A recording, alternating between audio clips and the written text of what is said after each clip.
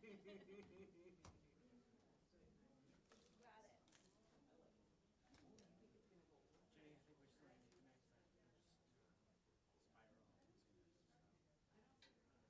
Oh yeah, what was that about? I think reach out to Mr. Miller or something. Yes. Yes. Yes, I do remember that now. I quite frankly forgot it. I'm just like, so much has been going on. How you doing?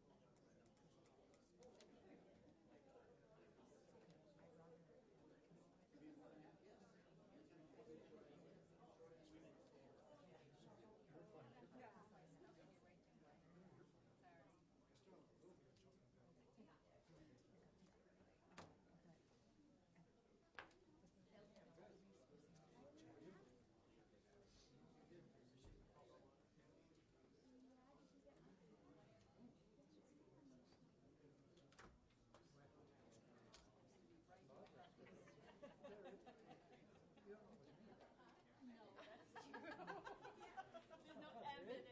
There ain't no evidence. No evidence back person, back case. Fair enough. Lack of evidence is not evidence. Fair enough. What's that? I said lack of evidence is not evidence in itself. Well, no knowledge is not knowledge to be. Because you don't have knowledge in front of you, you're right. One of my favorite quotes is a Rumsfeld quote. The known unknowns and the unknown unknowns. There are things we know we don't know, and then there's the things we don't know. Well, take that to mind. Yeah, look at my butt. It always says you have a right. Oh, the butt. Butt. Rabbit. I have a rabbit in my yard that I feed. Rabbit. I don't. I found it and I said, oh my god, I have a famous rabbit. That's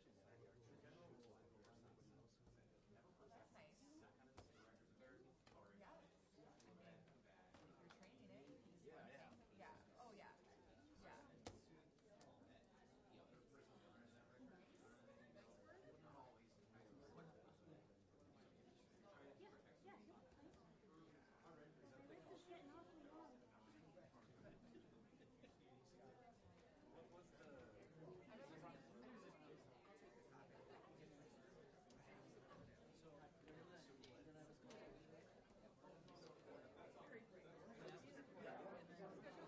Crossing guard job. Just rated it. It's okay. Well, I was kind of. I was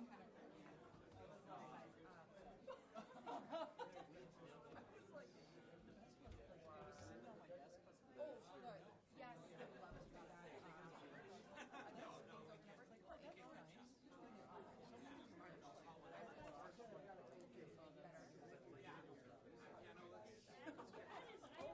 to say like horrible. But also, What are you gonna do?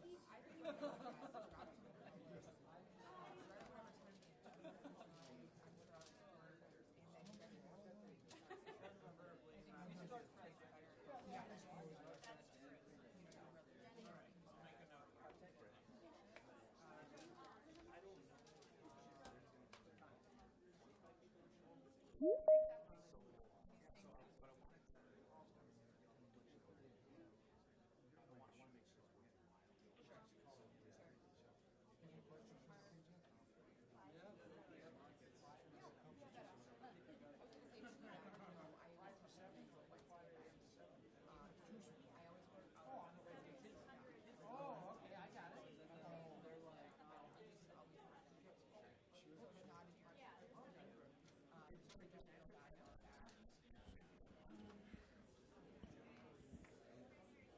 Counselors, I'm going to call the meeting to order. It is, good evening, counselors and members of the public. It is 6:30 p.m. It is 6:30 p.m. I will call the Superior Common Council meeting, the Tuesday, March 5th meeting of the Superior Common Council to order. Please rise for the Pledge of Allegiance. Pledge allegiance to the flag of the United States of America and to the republic for which it stands, one nation, under God, indivisible, with liberty and justice for all. Will the clerk please call the roll?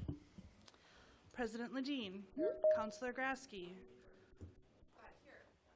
Oh, so sorry. Counselor Van Sickle. Counselor Moffitt. Counselor Sweeney. Counselor Fennessy. Counselor Elm. Counselor Ludwig. Counselor Herrick. And Counselor Johnson. We have a quorum.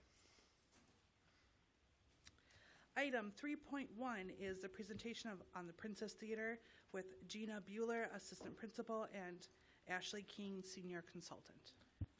Theater projects, you are all digital here tonight. So the floor is yours. Thank you and welcome. Wonderful. Thank you, Mr. Mayor and council members for having us. I'm Jenna Bueller, Principal with Theater Projects, joined by my colleague Ashley Keene. The purpose of tonight's meeting, we wanted to run you through some overview of where we are with the study for the Princess Theater. We've spent some time in the community and we have come to a midpoint in our recommendations and wanted to come to council today to give you some of those recommendations. In the packet, I believe you saw the larger report that has a lot of backup details on where we have come with the study and the steps that are next. And we just wanted to take a few minutes today to walk you through some key points and takeaways and get some feedback from you. So I will turn it over to our project leader, Ashley, to walk you through some pieces, and then we'll hopefully have some time at the end for conversation. So Ashley? Great, thank you, Jenna. And you should all be seeing the report. Okay, perfect. So hello, thank you. And like Jenna said, you should all have this in your packet. We're just going to give you a brief overview of where we're at. So this is our agenda for tonight. We're going to talk through the process, how we got here, the community feedback that we heard throughout that process, a recommended venue concept, and then we're going to talk through some operational model options, and then what the next steps look like, and we'll leave time at the end for discussion and questions. So jumping right in, these are some questions to consider right at the top as we go through this presentation. So does the proposed concept meet council expectations? Is the level of assumed subsidy within the expected target? And is the removal of the David Berry apartments acceptable? And we'll get into what that looks like when we get down to the venue concept. So this was the process that we went through to get here. To start with these projects, we start with some guiding questions. So for this, we started with these 6 questions. Is there a need for the Princess Theater to be restored? That would be the highest level. What are we looking at? What are we working with? Does sufficient demand for arts, culture, and entertainment exist locally and regionally? So we looked at Superior, of course, and then the regional area surrounding it as well. What would the annual operating cost be, and what level of subsidy would be required? How great of a social and economic impact would this project have on the community? What types and sizes of spaces, amenities would be necessary in this type of facility? And then how can a restored and reactivated venue draw these additional tourists to the community? So that's where we started. And these are some of the ideas and the questions that we brought to the community as we went into our community engagement. And you can see from this slide, we did quite a bit of community engagement. We conducted a number of interviews, both virtually and in person. We had a digital survey that had 52 respondents. We conducted community town halls, and then we also did a bunch of venue tours as well as visited the community on multiple occasions just to get to know the area and learn what was around and what was available to members of the community. So these are some of the key themes that we heard through our community engagement. I don't want to travel to Duluth for everything. We kept hearing that. Folks want things in Superior. They want to stay in the community and they want to participate in the community. And that there is a thriving art scene in Superior, which was really exciting to see. And there were a ton of venues to tour and places to explore while we were there. There are deep ties to history in Superior, and that was really interesting. And one of the things that we kept hearing was that what is important about the Princess is not necessarily what the building was, but what the building represents. So it represents community gathering, activation on Tower Avenue, a social space for folks to come together. That was really what the Princess was. That's what Superior World was when it became that. And that's what Frankie's Tavern was. And that's what folks in the community remember it as right now, is Frankie's Tavern. And they remember it as being that social gathering place. So residents want that space that is uniquely Superior, something that they can go to year round, that they can participate in, and that gives tourists and folks in the community a reason to be downtown, a reason to be on Tower Avenue. There's also a desire for a space with a stage that's capable of hosting a small group that will serve as that social gathering space to drive those interactions. So this over on the right is one of the activities that we did in our community town halls. So we asked folks to indicate, we gave them these 6 examples, and we asked folks to indicate what spoke to them, what they would like to see on Tower Avenue.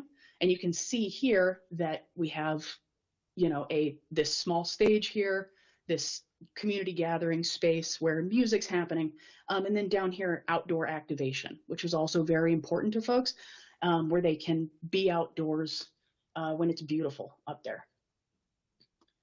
So from those key themes, those takeaways, and that community engagement, this is what we came up with for our recommendation. So we're just going to launch into that. So here are some example events that could be housed in this proposed concept. Things like stand-up comedy, regional artists. We talked to Earthwriter about there being this possibility of some sort of partnership series, because we know that Earthwriter does a number of these musical events that do very well. So this could bolster that, not compete with it. Some improv comedy troupes, trivia nights, open mic nights, karaoke nights, all of those ways to drive that social interaction, ways to bring people down onto Tower Avenue. So this is a Google Map overlay of the 3 parcels that the city currently owns. So down here in yellow is what is currently the theater, the Princess Theater building, what the Frankie's Tavern building is down here in yellow. This blue space here is that center parcel. It's what currently houses the old photography studio. And we'll talk more about that on the next couple of slides where it gets a little bit more detailed. And then what is green up here is currently the vacant lot. So this is just a basic overview. Like I said, we'll get into it a little bit more on the next couple of slides, but we're proposing these 3 spaces be combined into a new reimagined Princess Theater with support spaces that can also support this beer garden up here, which would go on to what is currently the vacant lot. So here are some benchmark examples of what the interior of a building like this could look like. So you've got the stage with a small audience, maybe some tables and chairs where you can have some more social gathering space, or, you know, a comedy night where you've got rows of chairs, or theater or a band. So all of these things fit into this sort of proposed space. So this is a more detailed version of what I showed you 2 slides ago. So again, this is the same orientation. So this bottom parcel here is where the current Princess Theater building or the Frankie's Tavern building is standing. This middle parcel here in the middle of the page is what's currently the photography studio. And this green parcel up here is what's currently the vacant lot. So starting down at the bottom, down here, we're proposing this new reimagined Princess Theater. So it would be a flat floor space, which would allow for a lot of different configurations. So as this currently stands, this is a preliminary suggestion. None of this is written in stone. None of this has been designed. This is just in talking with our designers, with what we heard from the community, things that we believe would fit in the space. So this is not in any way, shape, or form fully baked, but this was what we came up with. So this flat floor space down here, given the current configuration, could fit anywhere between about a little over 100 people at rounds, as we saw in that one photo, about 250-ish in theater style seating, so just rows and rows of seating, and around 300 people standing. So it gives you a lot of different orientations, a lot of different ways to use this area. So this yellow space down here would be that flat floor with this stage in the back. So, and the flat floor space with an elevated stage allows us to have these different configurations and for people to be up on that stage and still be seen. So moving to the center parcel, which is currently the photography studio, this is what was labeled support spaces on that other slide. So we've got a bar here. It's labeled bar. It can also be a cafe during the day, which then you can turn this yellow space into support space for that cafe. So you can have tables, chairs, cafe style seating for folks throughout the day, maybe serve some pastries, things that wouldn't require a kitchen during the day, but coffee and things to draw people in and to give them a reason there to interact on Tower Avenue, there where the current parcels stand. We've got some restrooms, some area blocked out here for restrooms. Back here, some artist suites to support the stage. And then a side stage here for loading and unloading, for some support space of the stage. And we've got this overhead door that I'll talk about in a minute. So moving here to this beer garden, Like I said, that's currently the vacant lot. This could support these areas in continuing to drive that social interaction. So cafe during the day, beer garden at night, where folks can come in to this area, get their drinks. We can also have food trucks out there. If, you know, we can pull power to support those food trucks. Going back to this overhead door, this can also roll up and we could build a stage out here in order to have live entertainment outside in the beer garden at night. So to continue to activate Tower Avenue.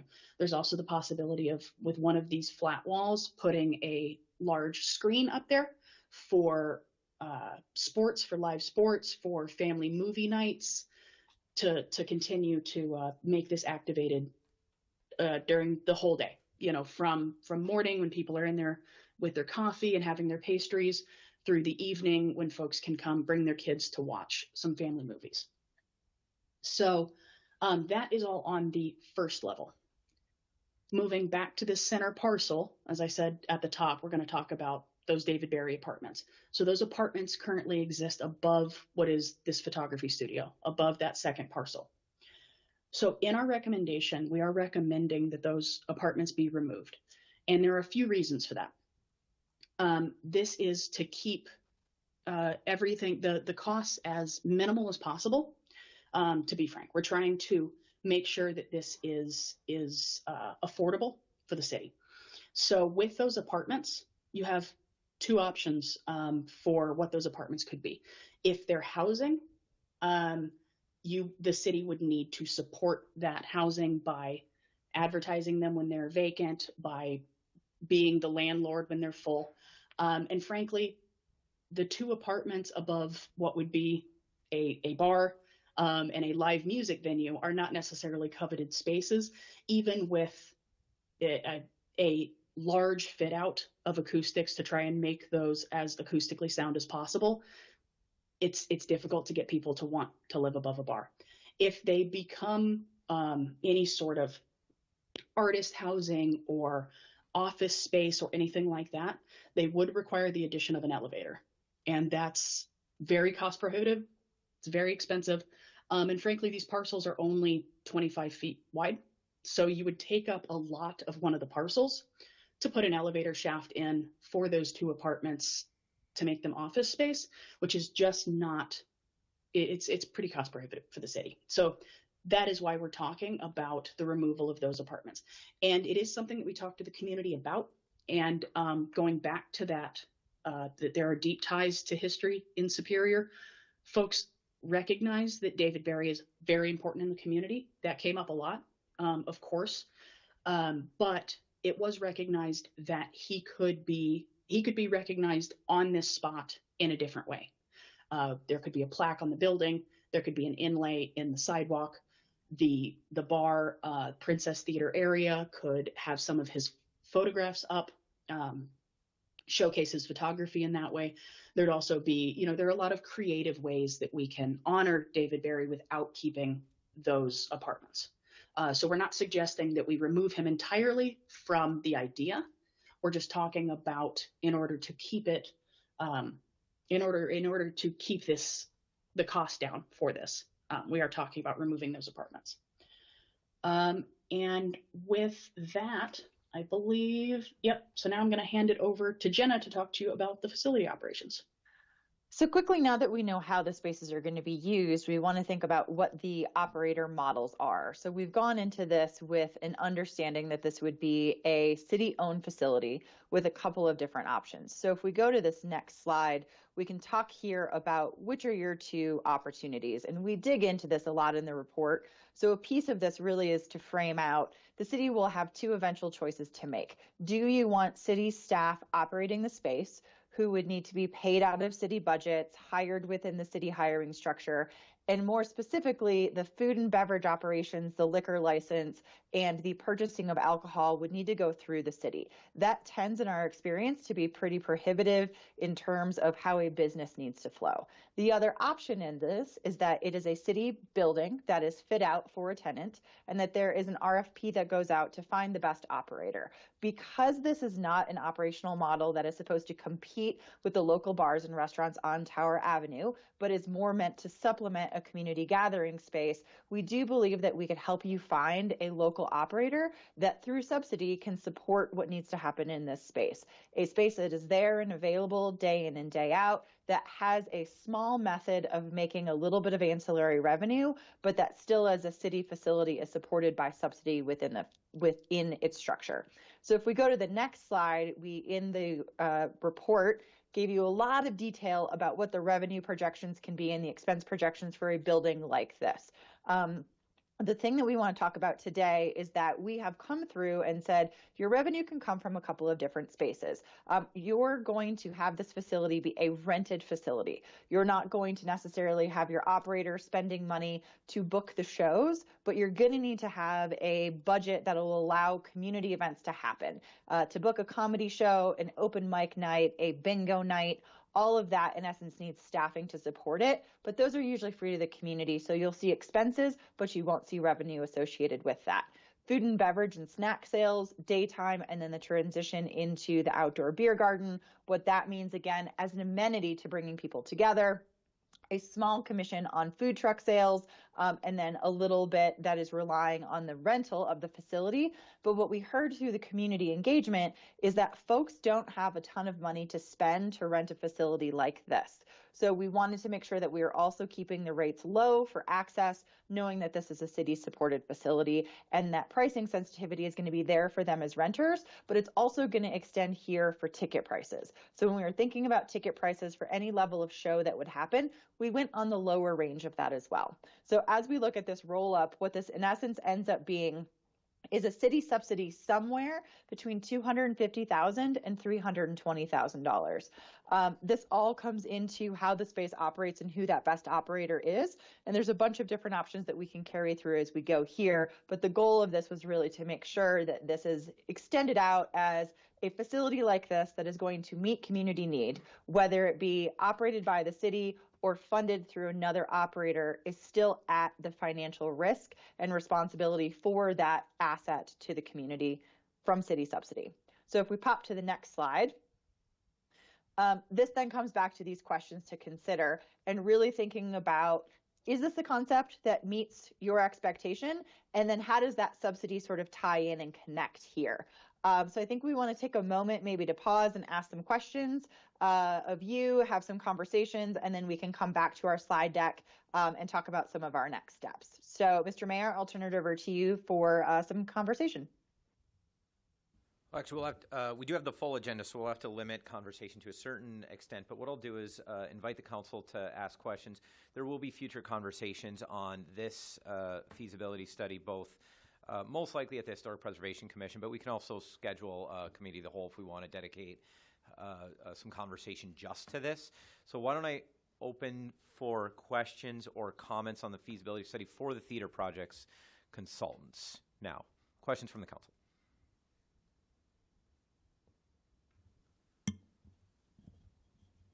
Councilor Sweeney. Thank you. Two questions. One, you said 250 to 300,000. Is that an annual cost or is that a? That is correct. That is an annual subsidy for ongoing operations. That's for the facility upkeep itself, snow removal, as well as staffing. Okay. And you talked about social gatherings. Social gatherings, coffee shops, beer gardens, trivia night, open mic night. Aren't all those needs being met now by varying local establishments? What's going to set great question. This apart? Excuse me. What's going to set this apart Yep. from these functions are all going on, as I understand, within the city now? So It's a great question. And I think there, as we looked at the programming inventory of what's available to everyone within Superior today, and Ashley, you can comment on this a little bit more. We were asking the questions of, are your needs as a community currently met with the level of arts and entertainment in Superior? And resoundingly, the answer was no. So while there are some of these things happening within Superior, there's not enough happening for the satisfaction of the citizens. And there's a lack of this on Tower Avenue as well. Thank you. Further questions? Councilor Fennessy. With kind of piggyback on Councilor Sweeney's question with the social gatherings and all that already being met by the private sector, in your planning, did you take into consideration the venues that we already have in city-owned property, like the Fairlawn Mansion that is there for venues and events and all that? I mean, this would be potentially a direct competition of our own building, because the Fairlawn has capacity to take on more venues on a very, very regular basis, but there isn't the demand for that. So what in your research, what makes you think that we need another venue to offer that same type of thing when a current venue that we already own isn't at capacity or even close to capacity? Ash, do you want to touch on some of that? Yeah. So just kind of piggybacking on what Jenna was saying earlier, it's that draw to Tower Avenue that folks were really excited about too. So bolstering what Tower Avenue used to be and continuing the business, what the business district is doing on Tower Avenue to bring people down there. So that, and a rising tide rises all ships, right? So this would not be to directly compete with anything in the area, but to bring folks to both bring locals to Tower Avenue, give locals a reason to be downtown, and to bring tourists downtown as well, to rise activation throughout all of those facilities and all of those locations. Okay, yeah, thank you. And then one more question. One of the last slides, you said there's really two different options. We can either go with where the city owns and operates, or the city owns with an outside operator. Why wasn't the third option explored, where we turn this over to the private sector? It's a great question. I think the direction that we got up to this point was to explore, this is a city-owned facility, what are the operational models within that? I do think if there's direction and interest from council to say, the other third option is to basically put it up for sale and sell it out to the private sector, right? But the amount of money that's going to go into renovating the space, the question mark there was, do you keep it to take care of it as a city-owned facility, and then how do you operate within it versus the idea of should this just be sold off? I think that is a option that definitely remains on the table, but I think the task in front of us for this portion of the study was to say, assume that the city renovates it and maintains ownership, then what do you do with it? Okay, that's fair. Thank you. And then just one last point of clarification. So the city subsidizes this to the tune of $250,000 to $350,000 a year for the operating costs, and then that would be offset by, in your pro forma, the year 1 and 2 total income of $360,000. Ashley, can you pull that slide back up for me real quick, and then I will walk you through that.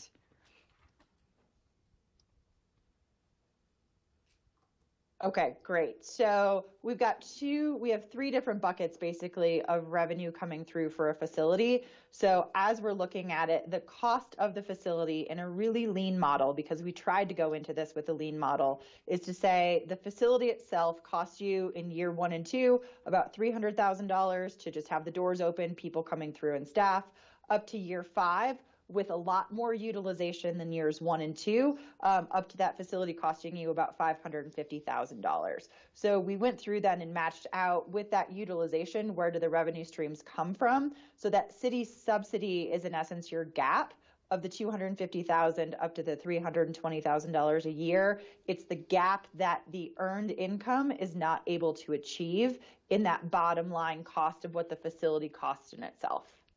So we're kind of looking at a couple of different revenue streams, including city subsidy, that in essence keep the doors open and pay for that to happen. So, so even like in year 5, when the projected ticket sales, quadruple, the facility rental, increases, all that, the city's still going to need to subsidize this to the tune of $250,000 to $350,000 a year. Correct. Yes. And that is with the assumption that ticket prices are kept low, that rental rates are kept low. So as the utilization increases, the cost for the city in essence increases as well, because there's more community impact, more people using the space in a subsidized way. So I think that's kind of that piece of it. I'm forgetting what page it is on the report, but there's basically a growth of utilization, and that's where some of this additional pricing comes from itself. Your facility expenses go up minimally, really pretty much just a CPI and inflationary cost, but your administrative costs are what you can see in year 1 and 2 are really low at about $190,000, but in year 5 it's closer to $400,000, and that's mostly directly related to staffing and the staffing that's needed to keep the space activated. So that almost is what you're having to subsidize, is the cost of the staff who are in there and operating the space, as well as the revenue then that is kept at a low amount for community access. Okay, so I guess then that answers one of my first questions about the third option. Is this would never be an option for the private sector because it's going to lose $250,000 to $350,000 a year. Hypothetically, unless they turned around and just turned it into a restaurant, right? One of the precedents that we saw was in Indiana, and it's a historic 1920s movie theater. And what they've done is they've gutted the space, they've kept the shape of the theater in there, they have an end stage, they've turned it into a restaurant. A private developer bought it and operates it as a restaurant, with the secondary space being their kitchen. You miss the community goals of that historic space with it, but they're able to pay their rent and they work in a more of a commercial model. It was just probably one of the more expensive meals we had in that part of Indiana because they said their facility was so expensive for them to operate. So I think the question comes down to goals and what the city wants to deliver to the community through the use of this space. And then that would lead towards that third option of, is this a commercially viable space if renovated? Okay. And so, I mean, there are theaters across the United States that are able to successfully turn a profit. What's holding this particular, is it the location, the size? What's holding this back from, being able to turn a profit where the city doesn't have to get into the theater business? Absolutely. I think really the number one thing that's been our biggest question mark in terms of even just a break-even model is the capacity. So I ran a 500-seat theater for years, and running a 500-seat theater, you are always eking through. None of your shows make money. You're paying the artist everything that you're doing with the ticket sales themselves, and finding the ancillary revenue is what gets that path done.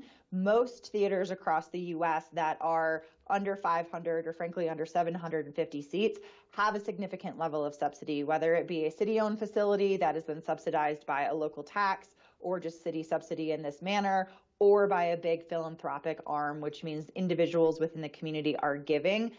We rarely are seeing theaters of this size that don't have to rely on a lot of different revenue streams, including subsidy and philanthropic revenue, in order to balance it out. Shows just don't make money to support a full facility. Shows, if they're lucky, break even on that night, but you're so reduced in capacity and you have such a price sensitivity within the community, you're up against a lot of barriers in terms of what it would mean. And then there's just a lot of competition within the community already for more traditional performing arts, film, entertainment, bands, musical theater, that it really just makes those demand projections pretty limited when it comes down to making this a traditional theater. Okay. Hey, I appreciate your answers. Thanks. Yeah.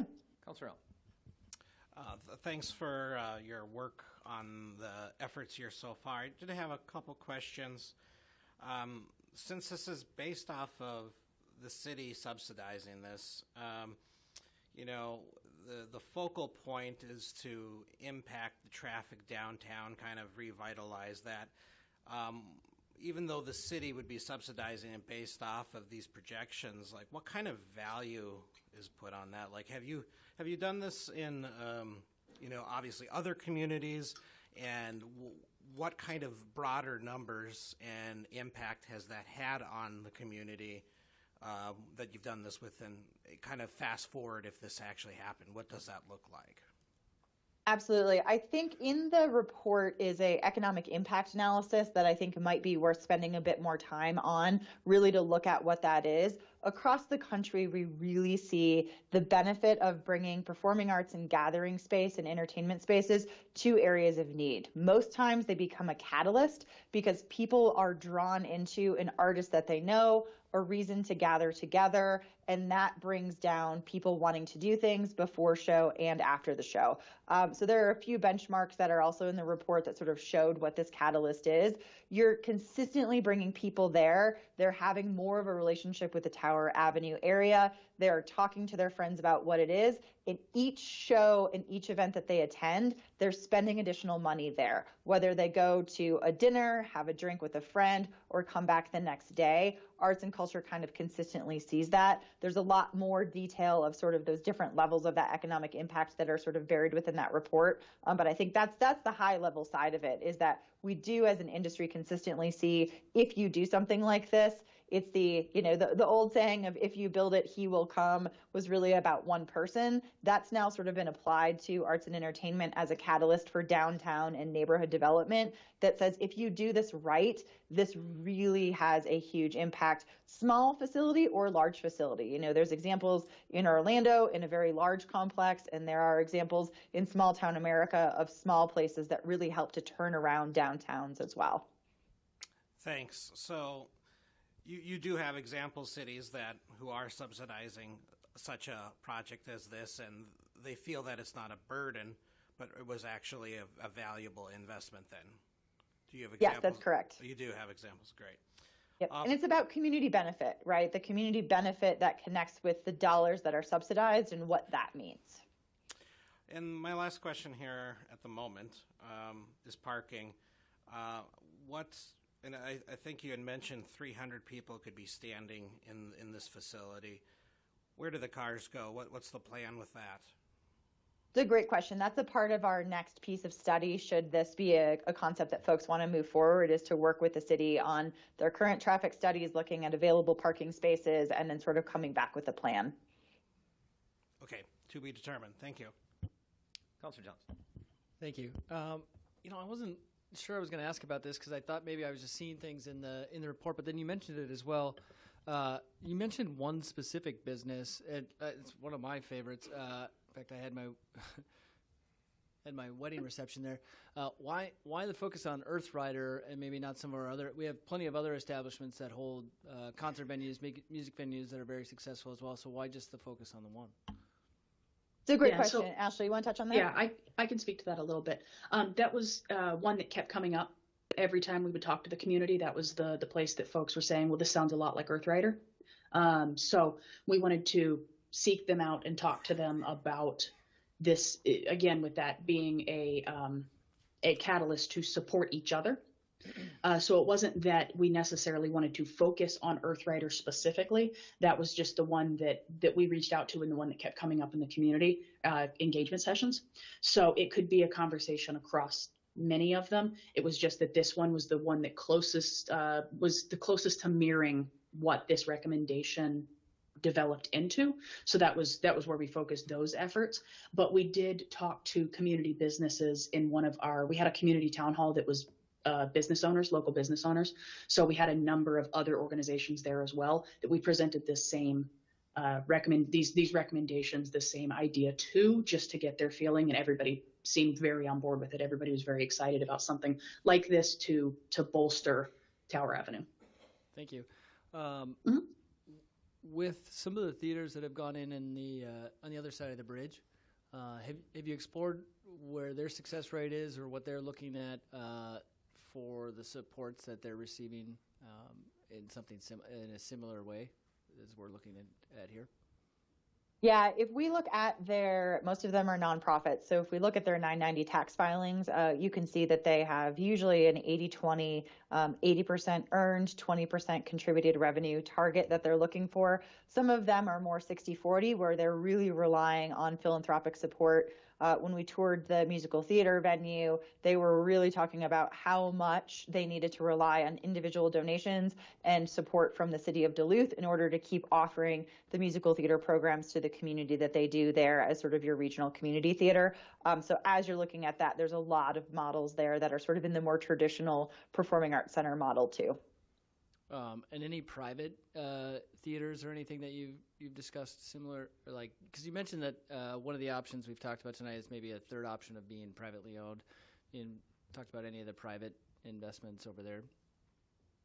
We didn't have any engagement with any of the specific private folks there that I can think of, Ashley, unless there's something that came to mind. I do know that usually for, let's say, like a music club or a restaurant then that has music with it, they're very heavily food and beverage driven for where they get their money from, and entertainment is just sort of a piece of that. So if we would look nationally at our commercial music clubs, it's the tickets are getting people in the door, the tickets are paying for the show, but the food and beverage and or the bar sales are what are paying their bills as it comes down to it. And I know in here we've talked, you outlined really well where some of that support from the city could come, either a TIF, hotel, motel tax, tourism, increasing the percentage there. Did you have a recommendation on which one we should approve, or were they just, or which one we should go for, or are these just some of our options and then we would consider those? Those are just some of your options to consider as this moves forward. Okay.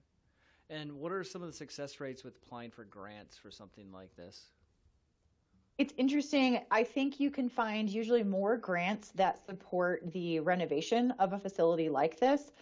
Grants for ongoing support tend to be limited over time. So while you can get some, having a nonprofit philanthropic arm that helps to go get them tends to be the better route than the city themselves applying for grants. So the grants tend to be relatively limited once you get out of the renovation side of things.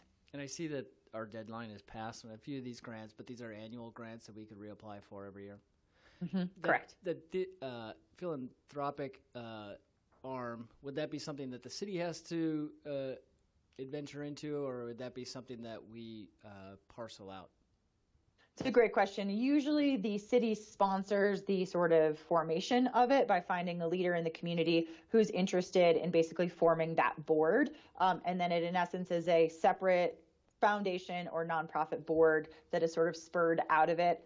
Sometimes you'll see it's a Friends of group. Sometimes it's a foundation supporting the Princess Theater. There's a couple of different options there based off of what they are tasked to do in terms of that. But then they tend to be their own board that operates and makes decisions outside of the city. But usually you'll find that at least one or two members of city staff and or council are also members of that board, so that you have sort of connection there.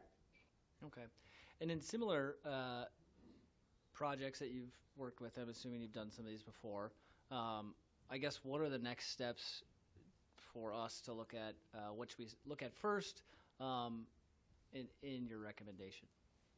Absolutely. Ashley, can you do me a favor? Can you pop this back up?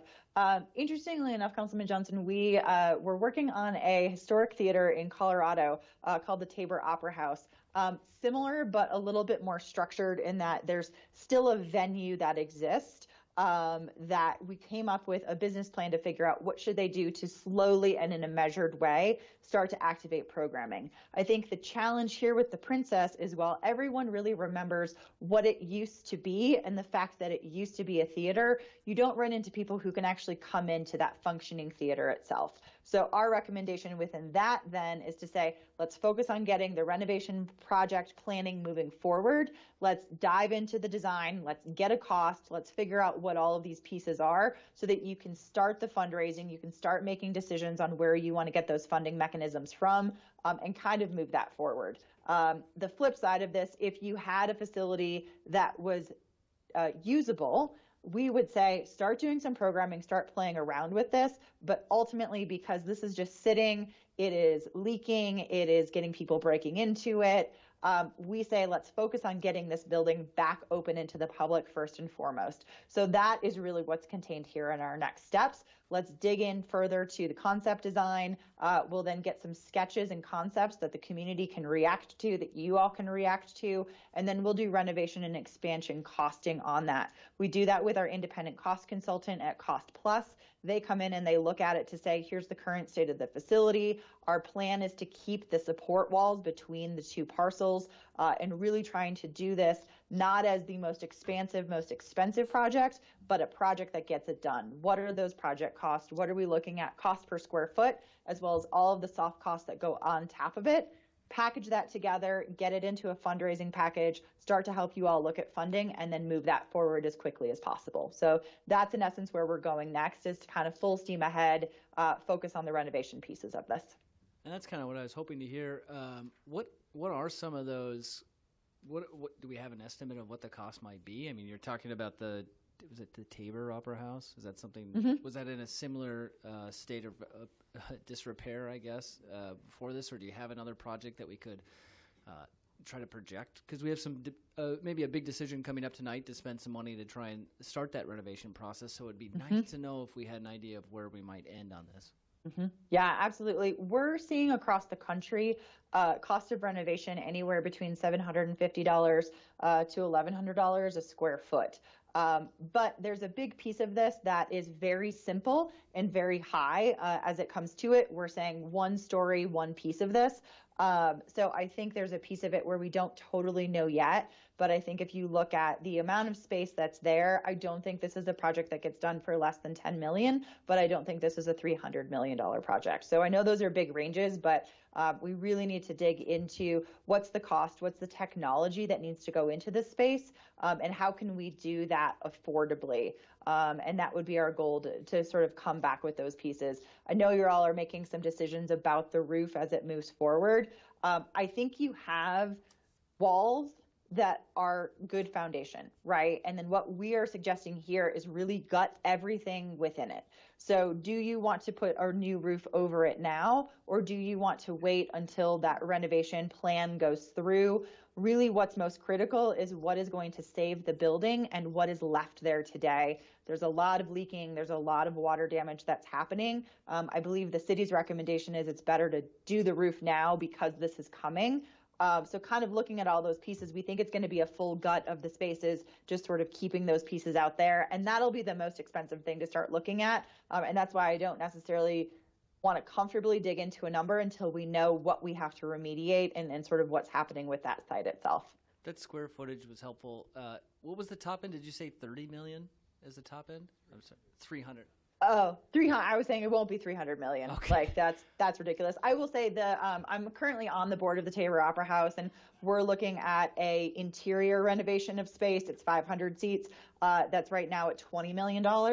And that's a 500 seat with a balcony. So I think you're seeing your costs sort of, scale within that. So I would assume this is on the lower level at about 750 a square foot, because it's going to be your fit and finish, right? And this is going to be community and access and funky and really hitting that superior feel. I don't think it's going to be a high end of fit and finish where it's going to be fancy, and that's going to save the city money. And we'll be able to dig into that pretty quickly with the cost consultant. Okay. I thought you said 300 million, but I was like, I couldn't have heard that right, and I almost fell off my chair, so I appreciate you clarifying that. Thank you. Said it won't be. It definitely won't be. Okay, thank you. You're welcome. Councilor Vincent. Thank you, Chair. I don't have a creative brain, so I think that this vision is helpful for some people to just maybe understand the potential. I think where I've always sort of come from is just trying to avoid having a whole downtown and making sure the building itself is safe and in a space where a zeitgeist or a local theater company could maybe step in the way we run the golf course or Barker's Island Fair Lawn. Maybe this is an extension of the Superior Public Museums, I don't know. But I do know that creative economies generate close to $11 billion a year in the state of Wisconsin. And Over the last couple of years, I've attended different local community plays, and any place they can build a stage. So, something else you brought up was, something like this will make sense locally, but like a movies in the park, a place where people can go downtown and watch movies as a community. Maybe this is a place where our fire department can do training, or I don't know, state of the city, weddings, receptions, things like that. In Lake Nebagaman, they open the building in the winter and the kids can roller skate around. So that's what I was thinking when I was thinking about community spaces, or if there was an avenue for UWS, or maybe the school district in some way to have their hands and students in that building. Because I think, this is a lot, and I never envisioned city employees there, but I don't think we'll ever regret investing in the arts and families. We invest in a lot, and I think this is certainly worth it to make sure it's stable anyhow. Thank you. Before I return to Councillor Sweeney, are there any other councillors that haven't spoken? Councillor Herrick.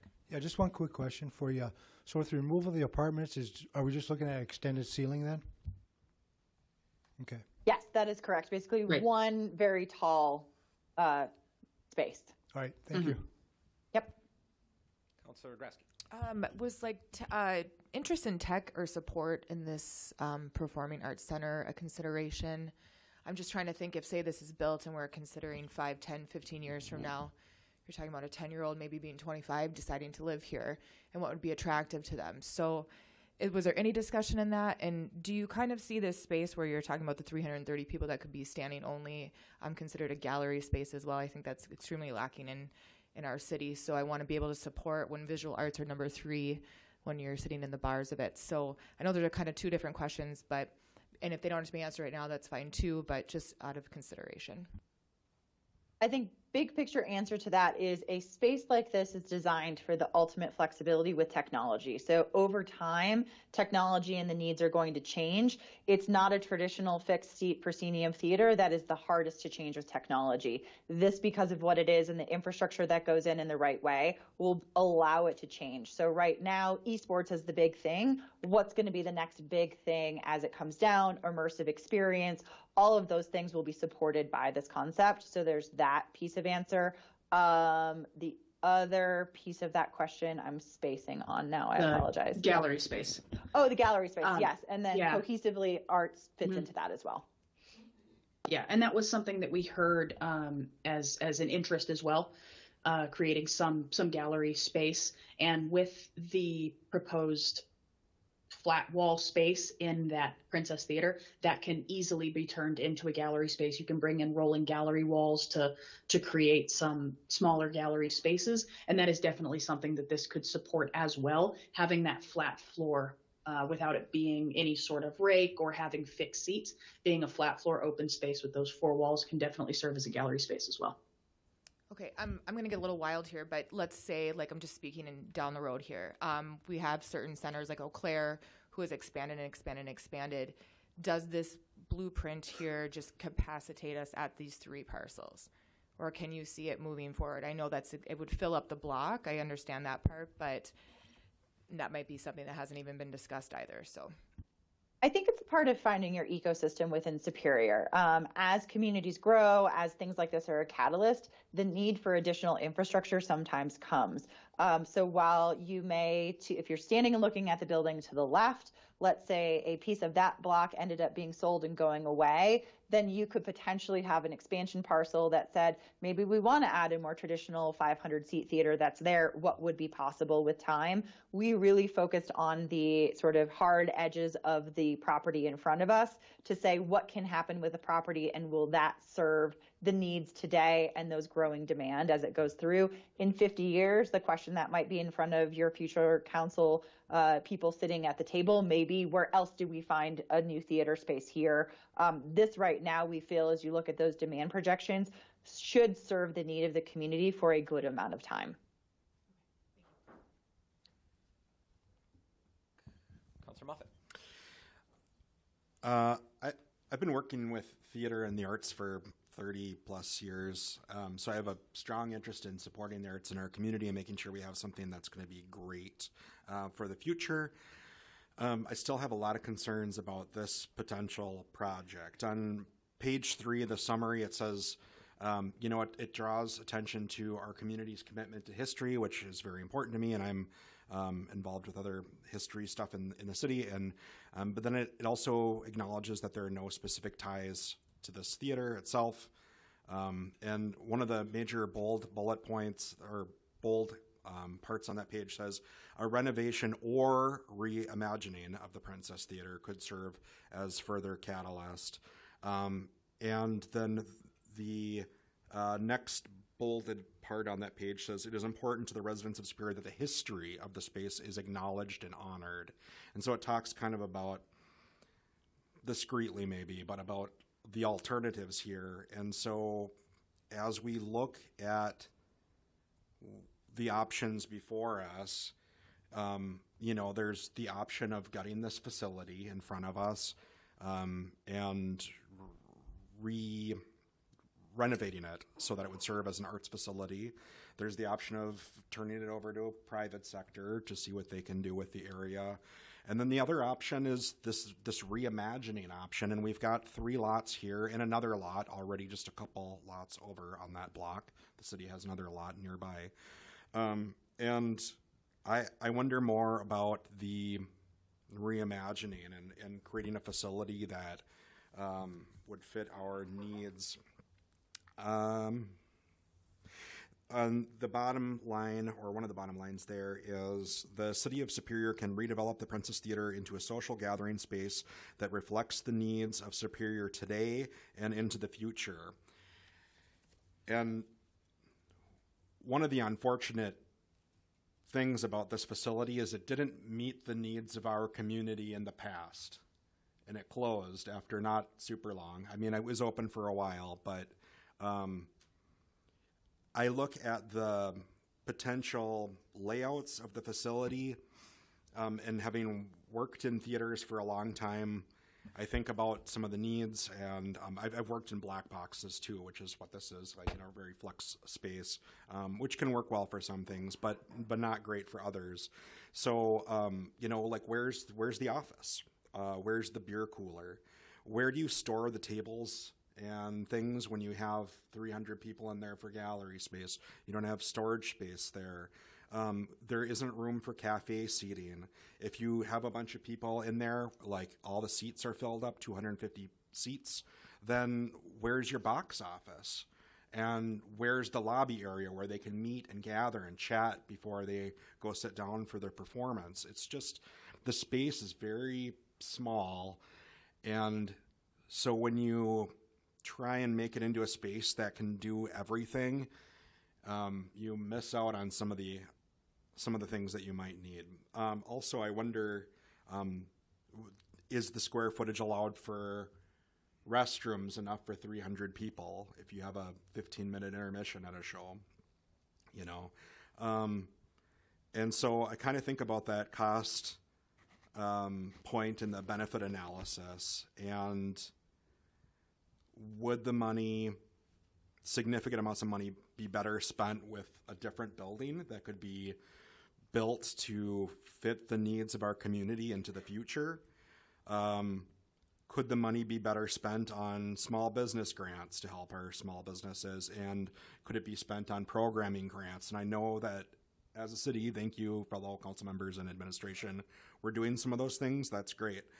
But I kind of wonder about, what is that a reimagining option? And I have a lot of concerns about this. The page 13 through 15 are the recommendations, but they're missing in my report. And so I don't know, maybe that's just a layout thing, or if they were removed, or I'm kind of curious about that. I have a hard time looking at this facility and the proposed layouts and wondering what unique opportunities can this provide that the private sector isn't already providing, and will provide unique capabilities that add to our arts community, or are we just competing with private businesses? Because I really want to set us up. If we do an arts facility, I want to spend the money well so that we have something that can do awesome stuff, and really serve us well into the future, because this is a pretty significant investment. And so one question I guess I have is about the roof bid this evening that we have later on. My understanding is that putting a roof on at this point could cause the renovation costs to increase if we do the roof first versus as part of that project. Can you provide any input on that part of the process, or? We are not involved in the specific bid for the roof or the design for the roof or any level of structural. I can anecdotally say that the roof decision one way or another is a tough one, because you may need to take it back off, right, in order to do the level of gutting that needs to happen, or you may have more cost associated with gutting and demolition of the space if you can't touch the roof that is there. But I don't think we have any specific information about recommendation or cost related to that roof replacement per se. Okay, thank you. We'll address those questions when we get to the... And then also just some thoughts on the surveys on page 79. I really appreciate that we did the community surveys, and I really appreciated that the consultants took time to meet with me and so many other people in the community and look at other facilities and stuff. I would say there are other comedy facilities and things that were not surveyed that would meet some of the needs that were listed as potential uses for this facility.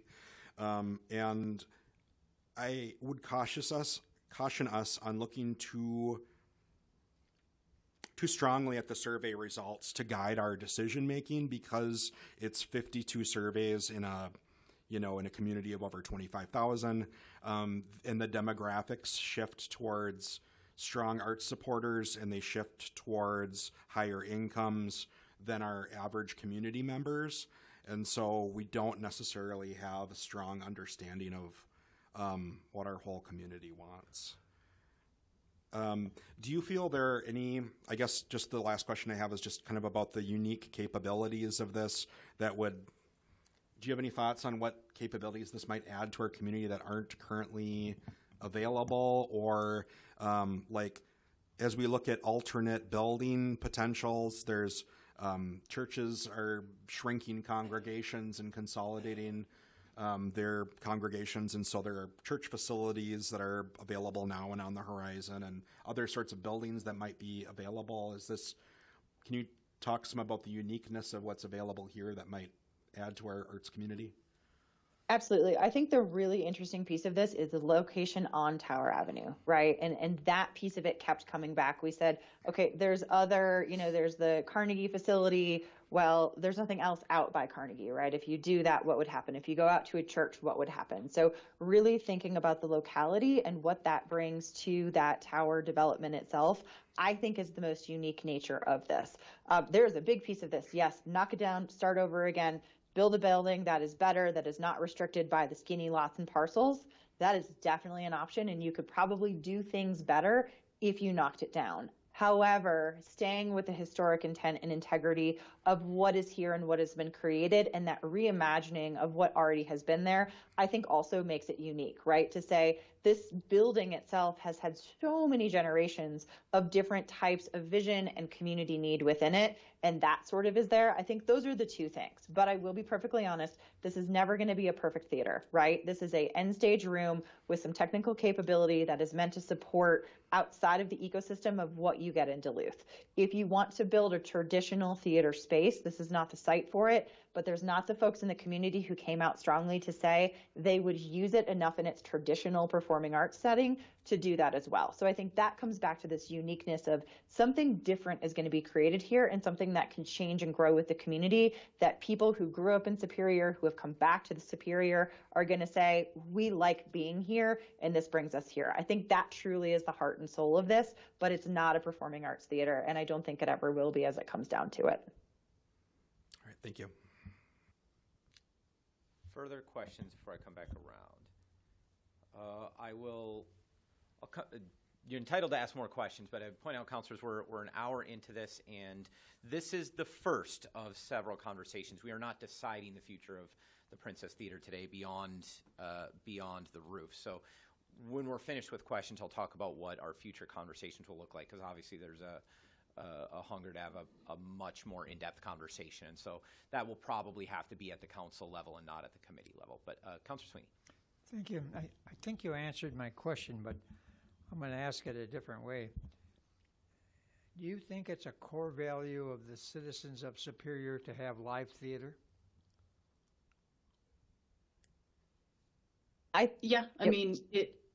We heard from multiple people who wanted live theater, live music, and live arts in some way. So a short answer, yes, though as Jenna said, it would not be the sole focus of the facility.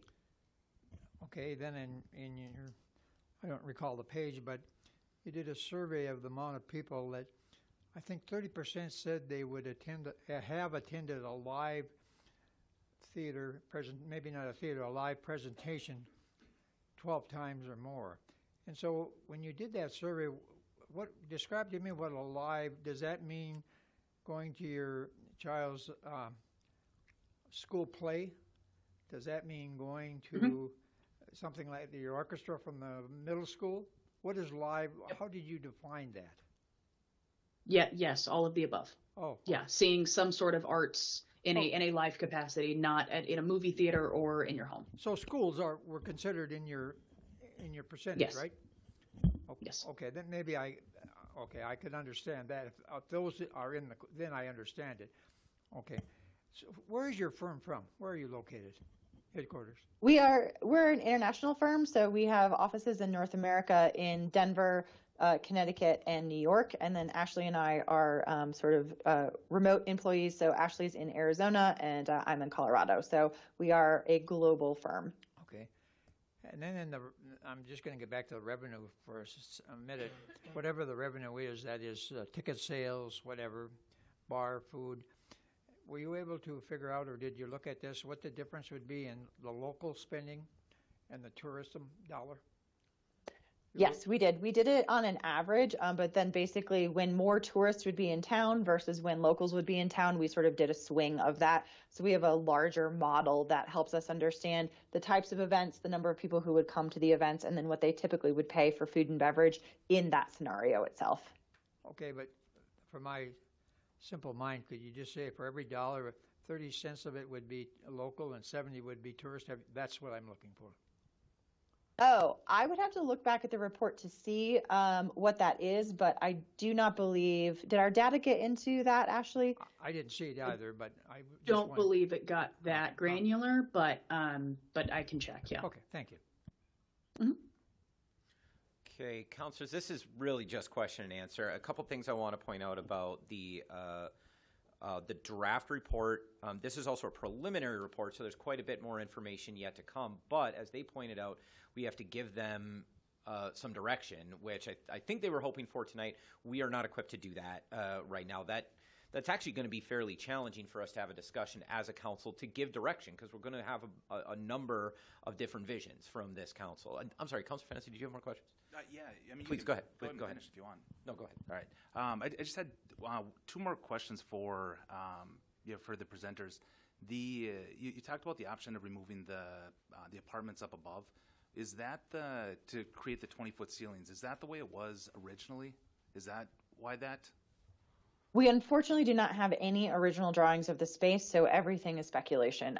At a certain point, we've been told that second level was added in, but there's no records there. We've gone back and even worked with the Historical Society. No one is actually sure when it happened and how it was. If you think about it, it's the parcel next to the Princess Theater as well, right? So the Princess has the tall vaulted ceilings before you had Frank's Tavern put the second floor in it. And then the David Barry apartments were next to that. So it's unclear historically what that record was and how that happened. Okay, the reason that I ask about that is because if you're looking at the site plan, it seems like a little bit of a kind of a narrow area with then 20-foot ceilings, a flat floor. What would that do for acoustics? Acoustically, you want a lot of volume. So it's a positive side for acoustics.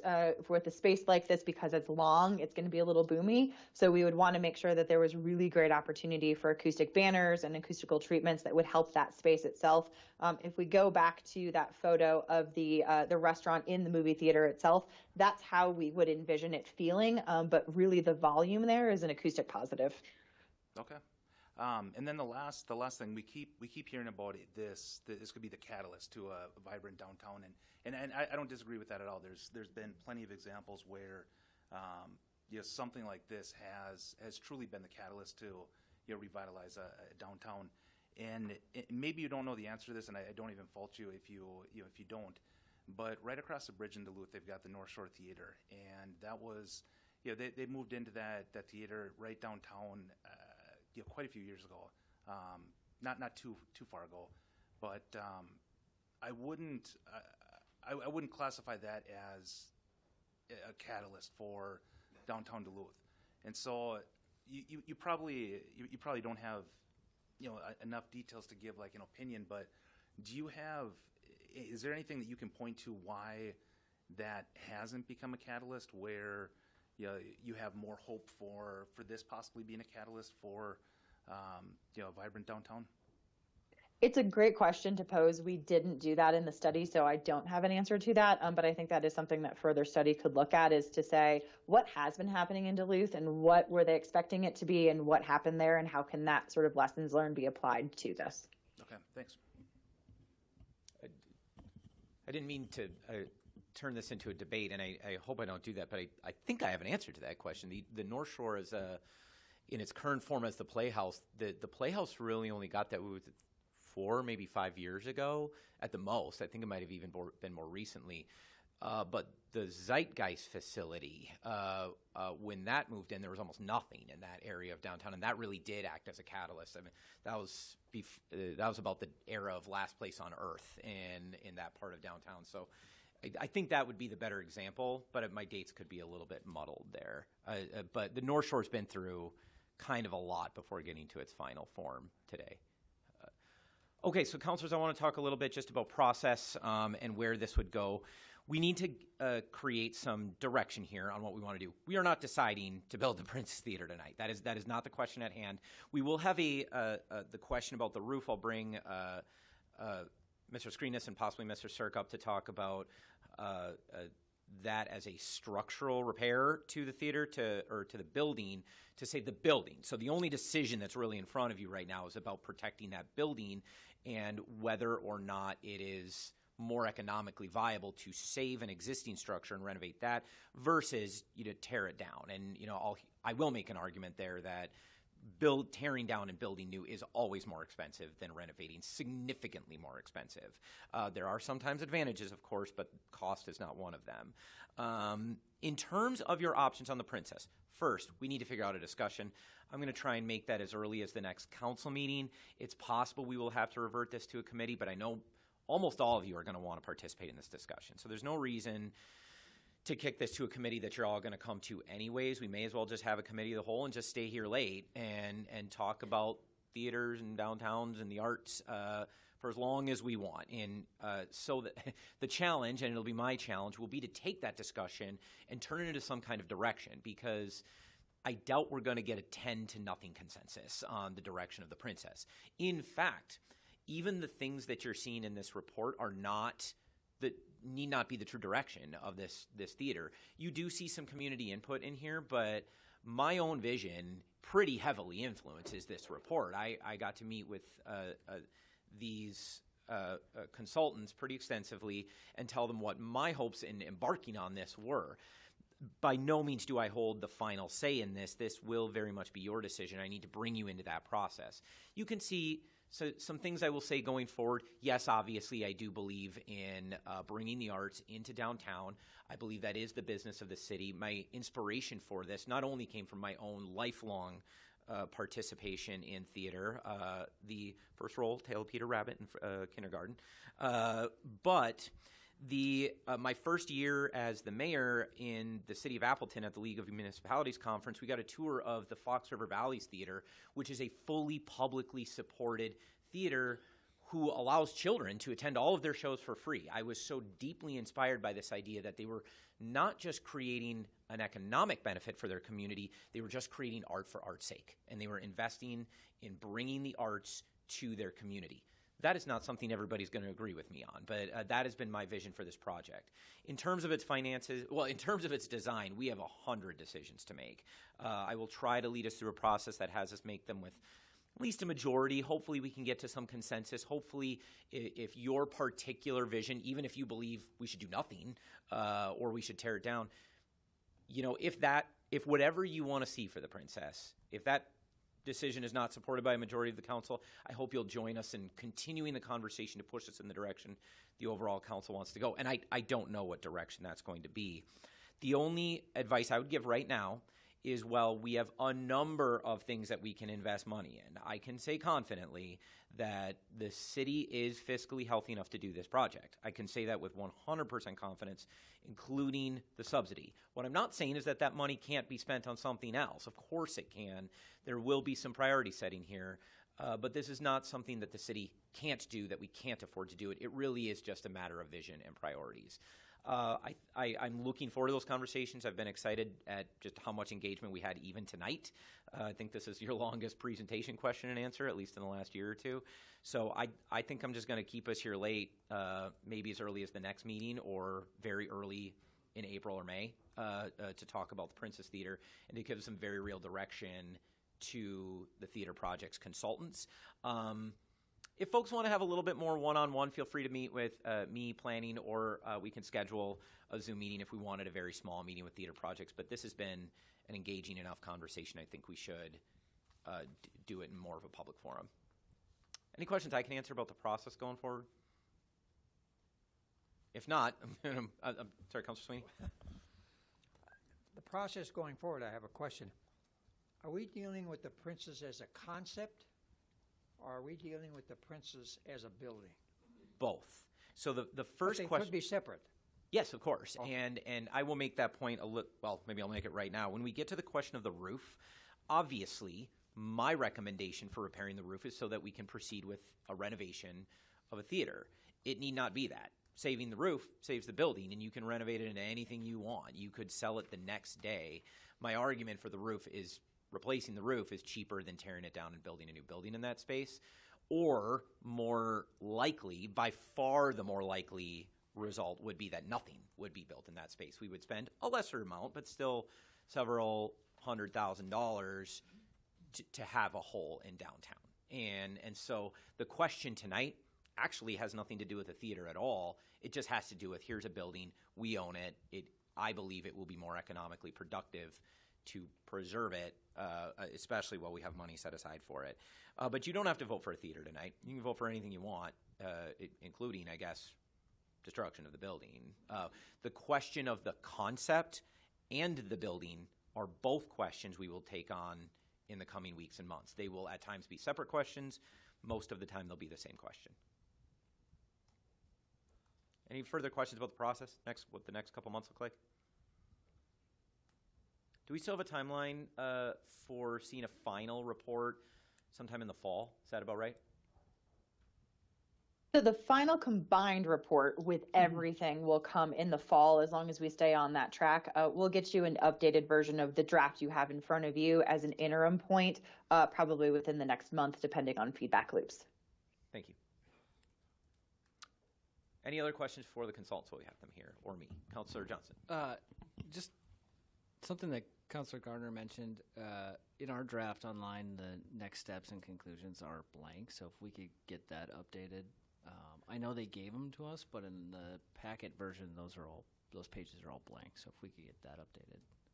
Yeah, absolutely. I can look into that. And like Jenna said, you'll get a final in the next month or so, but they should be in that draft report. So I can resend it to make sure that you have them. Yes. Thank you. Mm-hmm. Thank you, councilors. We'll move on with our meeting.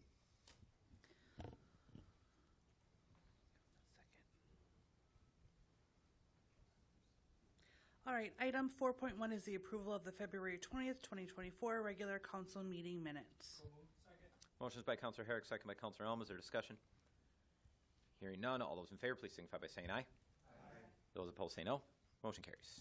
And item 6.1 is a report from Mayor Payne. First report in a long time, councilors, that I won't be talking to you about the ARPA budget, and we have a couple of meetings yet before I start talking to you about the general fund budget. So just a couple of quick updates. Superior Days will be, I believe, the second week in April. That is a different date in the past. We're trying something different for a variety of reasons that we've been talking about in the meetings. But if you have not been attending the meetings or you've not signed up to be a delegate and you would like to go, the city, of course, funds city councilors to attend Superior Days. I would very much like to invite all of you to come. And but more than that, especially if you've been there before, but whether you've come to Superior Days or not, you are all leaders, and I'd like to encourage you to consider being a lobby leader for Superior Days. We're going to have a lobby leader training on, I believe it's next Wednesday, March 13th, and the point of that training, it's a training in both directions. So even if you've been a lobby leader for years, you know this inside and out, we would still like you to come to that training because we actually get quite a bit of information from those that have been lobby leaders. You know, we'll have some facilitation and some general tips, but we like to hear what's been successful and not just for the organization of, you know, how to be a lobby leader, but how to be effective as a lobby leader. And if you plan on going, logistically, please reach out to my office so we can get your travel reports started so we can just have those ready in advance. And I'm asking that as something of a personal favor. I have been very hard on the staff and the administration on having travel requests in before travel happens in as timely a fashion as possible. So it'll be a little bit embarrassing if your travel requests come in at the last minute and I approve them. So please let us know if you're planning to attend Superior Days. We'll handle all the arrangements. The other thing, we're about to have a conversation on our next fire rig, which we hope to be an electric fire rig at the next Finance Committee meeting. I hate to step on Councilor Sweeney's toes, but that's going to be an involved conversation. I know the fire chief is very excited to present on it. He just tonight told me he is considering a full PowerPoint presentation because anticipating a lot of the questions, but then a pretty involved discussion on that. So if you're interested in that, please consider attending the Finance Committee meeting next Thursday. That's all I have. Unless there are questions. All right. Item 6.2.1 is a committee appointment to the Culture, Events, and Public Arts Commission to appoint Molly Gilbertson for a term expiring in April 2027. Motion by Councilor Grasky, second by Councilor Johnson. Is there discussion? Hearing none, all those in favor, please signify by saying aye. Those opposed say no. Motion carries. Thank you, councilors. Item 6.3, Mayor Payne is recommending approval of a bid award for roof replacement at 1310 Tower Avenue, Princess Theater, in the amount of $1,099,851.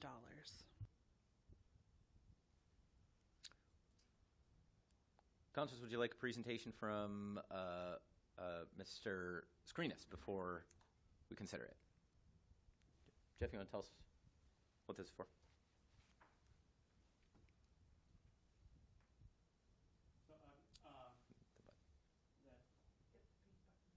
No, you got to hit it again. You gotta hit the arrow button until the light turns on. The little face. You have to hit the face. What's that? Oh, hit the face. There we go. Okay. So I'm not clear if there are specific questions or if there's anything that that should be added to the bid contract itself. The one thing that I did want to respond to, just from some of the questions about the theater project's presentation, was the concern that the roof repair right now could somehow interfere with a theatrical or art space or other developer use of the site after we get farther down that road. And I'd like to emphasize that at this moment we have essentially a failing structure at the site. So as much as I love our traditional winters here in Superior, we are very fortunate that we did not have a repeat of last winter. One of the reasons we're here right now instead of earlier in the process or earlier in the calendar is quite simply that after the roof collapses of last year's heavy snowfall, the private market was pretty much tapped out in terms of anybody with money and a flat roof was coming to structural engineers and a roofing contractor saying, come and take a look at my site. And so it was even difficult for us from a planning perspective to get to the point where we had architects and engineers responding to our requests to help us get an RFP out. So if we had a similar snowfall, we would have been dealing with the failing structures of some of the support beams would have likely collapsed already. And we'd be having an entirely different discussion now about whether the site was even viable. So to delay the roof repair while we try and come up with some sort of comprehensive plan for what this site might or could or should be for a future reuse, even if we had everything kind of dialed in right now, that would be a serious risk, because we would it'd be quite likely that we'd be looking at the structural elements of this site failing even further. So that's the primary comment that I wanted to add to the bid and to the report that you already have, and I'd be happy to answer other questions as I'm able as well. Any questions, Mr. Screenes? Mr. Herrick. Yeah, just one question. Again, I think you may have answered it, but just for my clarification. Okay, you talked about, well, somebody brought the question, if they remodel it, once the roof's on, to do that remodeling, the renovation, they may have to remove the roof again. I'm hoping that's not true, or would it have to be? I know you're not that far into right. it, but. So that would really depend on the extent of what a theatrical or art space or other types of use would entail. So that's quite speculative. And I don't know if Jason, if you have more to add to that, other than that we just don't know right now. But I would consider unlikely, but. Yeah, I would consider that highly unlikely. Okay. We were replacing the structural and the roof, so I think any type of repairs that we're going to be doing right now are going to stay. That is the goal of this. We had this architecturally engineered to make sure, and designed to make sure that this is a lasting roof and that this is done correctly. So I do not anticipate that we will be removing a roof to do repairs in the future. All right, thank you. That's part of why the cost is higher than we would have hoped it to be, because it's a structural repair. So we could make design choices that would result in significant alterations to the roof. Those are choices, not necessities, and that would also increase the cost. So that'd be something to weigh down the road. This is a save the building repair. Councilor Johnson. Oh, there's other people ahead of me. I think Councilor L was first, so go ahead. Councilor Elman. I just had kind of a big picture question. I think Jeff had alluded to it, that there's a number of buildings that are concerned about their roof. And if we remove the princess dynamic that we just had a presentation about, what are the condition of other buildings in the downtown, other commercial buildings? Like if we're trying to save buildings, are there other buildings that we need to be concerned about? Are the other private owners doing their piece? Maybe this is a question for Jason. He maybe has a vibe on that. But like if we're saving buildings, are there other buildings we need to be concerned about from just a big picture perspective? So I'll answer one part of it and then hand it off to Sure. Jason, which is the element unique to the Princess is that it went through many years of just being a vacant, abandoned site with nobody really, and frankly, I wouldn't be surprised if the condition of the roof contributed to the prior owners deciding to step aside and allow it to go into tax forfeiture, and certainly contributed to willingness of another developer to come along and pick it up from the county before it got into our hands. And so in that respect, the Princess Theater roof is almost certainly the worst roof that we have in downtown on Tower Avenue in terms of what other businesses or other properties are experiencing. I'll alluded to it. Last year was a rough year. I know Jim Caesar at the Business Center is having some issues with his roof. I don't know about some other properties, but I know that maintenance has been something that folks have focused on from a permitting standpoint and from a preventative maintenance standpoint. Jeff and I, when we had kind of talked about going into this winter, we had some plans to have folks probably have to go up and do some shoveling to make sure that we're doing that. For some reason, the roof drains on this roof are plugged. They're sealed off. They're not. It's not because of stuff in it. It's because they've been sealed off for some reason. And so we really have to get to work on this. And so we're really kind of fighting the time frame. So that's essentially a long answer to your question. I appreciate it. Just to give a little perspective of, is there anything else in danger? And we have to allocate a lot of money towards this. Does it make sense to have some kind of roof program overall, or in addition to the small business grant program? Thank you.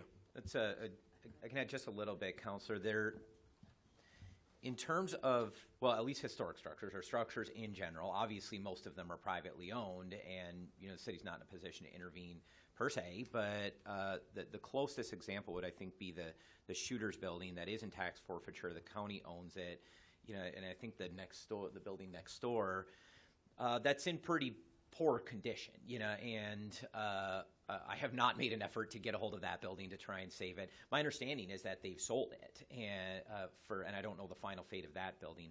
But in terms of other buildings, the city just doesn't own anything else. I don't know that there's anything truly historic or old that's in this level of condition. But in terms of helping private owners, we do that. I mean, on a much smaller scale. The Small Business Grant Program can conceivably help folks with building improvements. We don't do that a lot, and certainly not on this scale. And that's one of the other elements here. It's really a choice of, are we going to demolish a building and create another hole in downtown, or are we going to keep a building standing? Councilor Johnson now. Thank you. I think I saw, I guess maybe you can correct me if I'm wrong, there was 2 bids, right? And one was the current bid, and the other one was about 30% more. Is that accurate? Do you know why the other one was? I can to answer. Good question, Councilor Johnson. I know there was a lot of uncertainty in this project, and I think Johnson Wilson was a little hungrier than Stack Brothers. That's essentially what we've heard. They are, I think you saw in my memo that the bid did go up about $7,000, so you will be approving a different amount. But they are still willing to take this on, even though we opened this bid, November, something of that nature. So they really want this project and have come in very competitively on it. All right, thank you. Is there a timeline to get this done? I do believe they're hoping to be done by the end of August. Okay. Yep. Are there any fail-safes? Like, what if stuff hits the fan and we lose the roof before stuff gets going? What happens then? Well, I'm hoping they start fairly soon. So, I don't anticipate that, Councilor Johnson. I'm hoping to ride this weather for a little bit longer. But I know they want to start fairly quickly if you do foresee or do let this go forward. Okay. Yep. Thank you. Councilor Fennessy. Can we circle back to the roof having to be taken off for the renovation? Where did that come from? No idea. Oh, okay.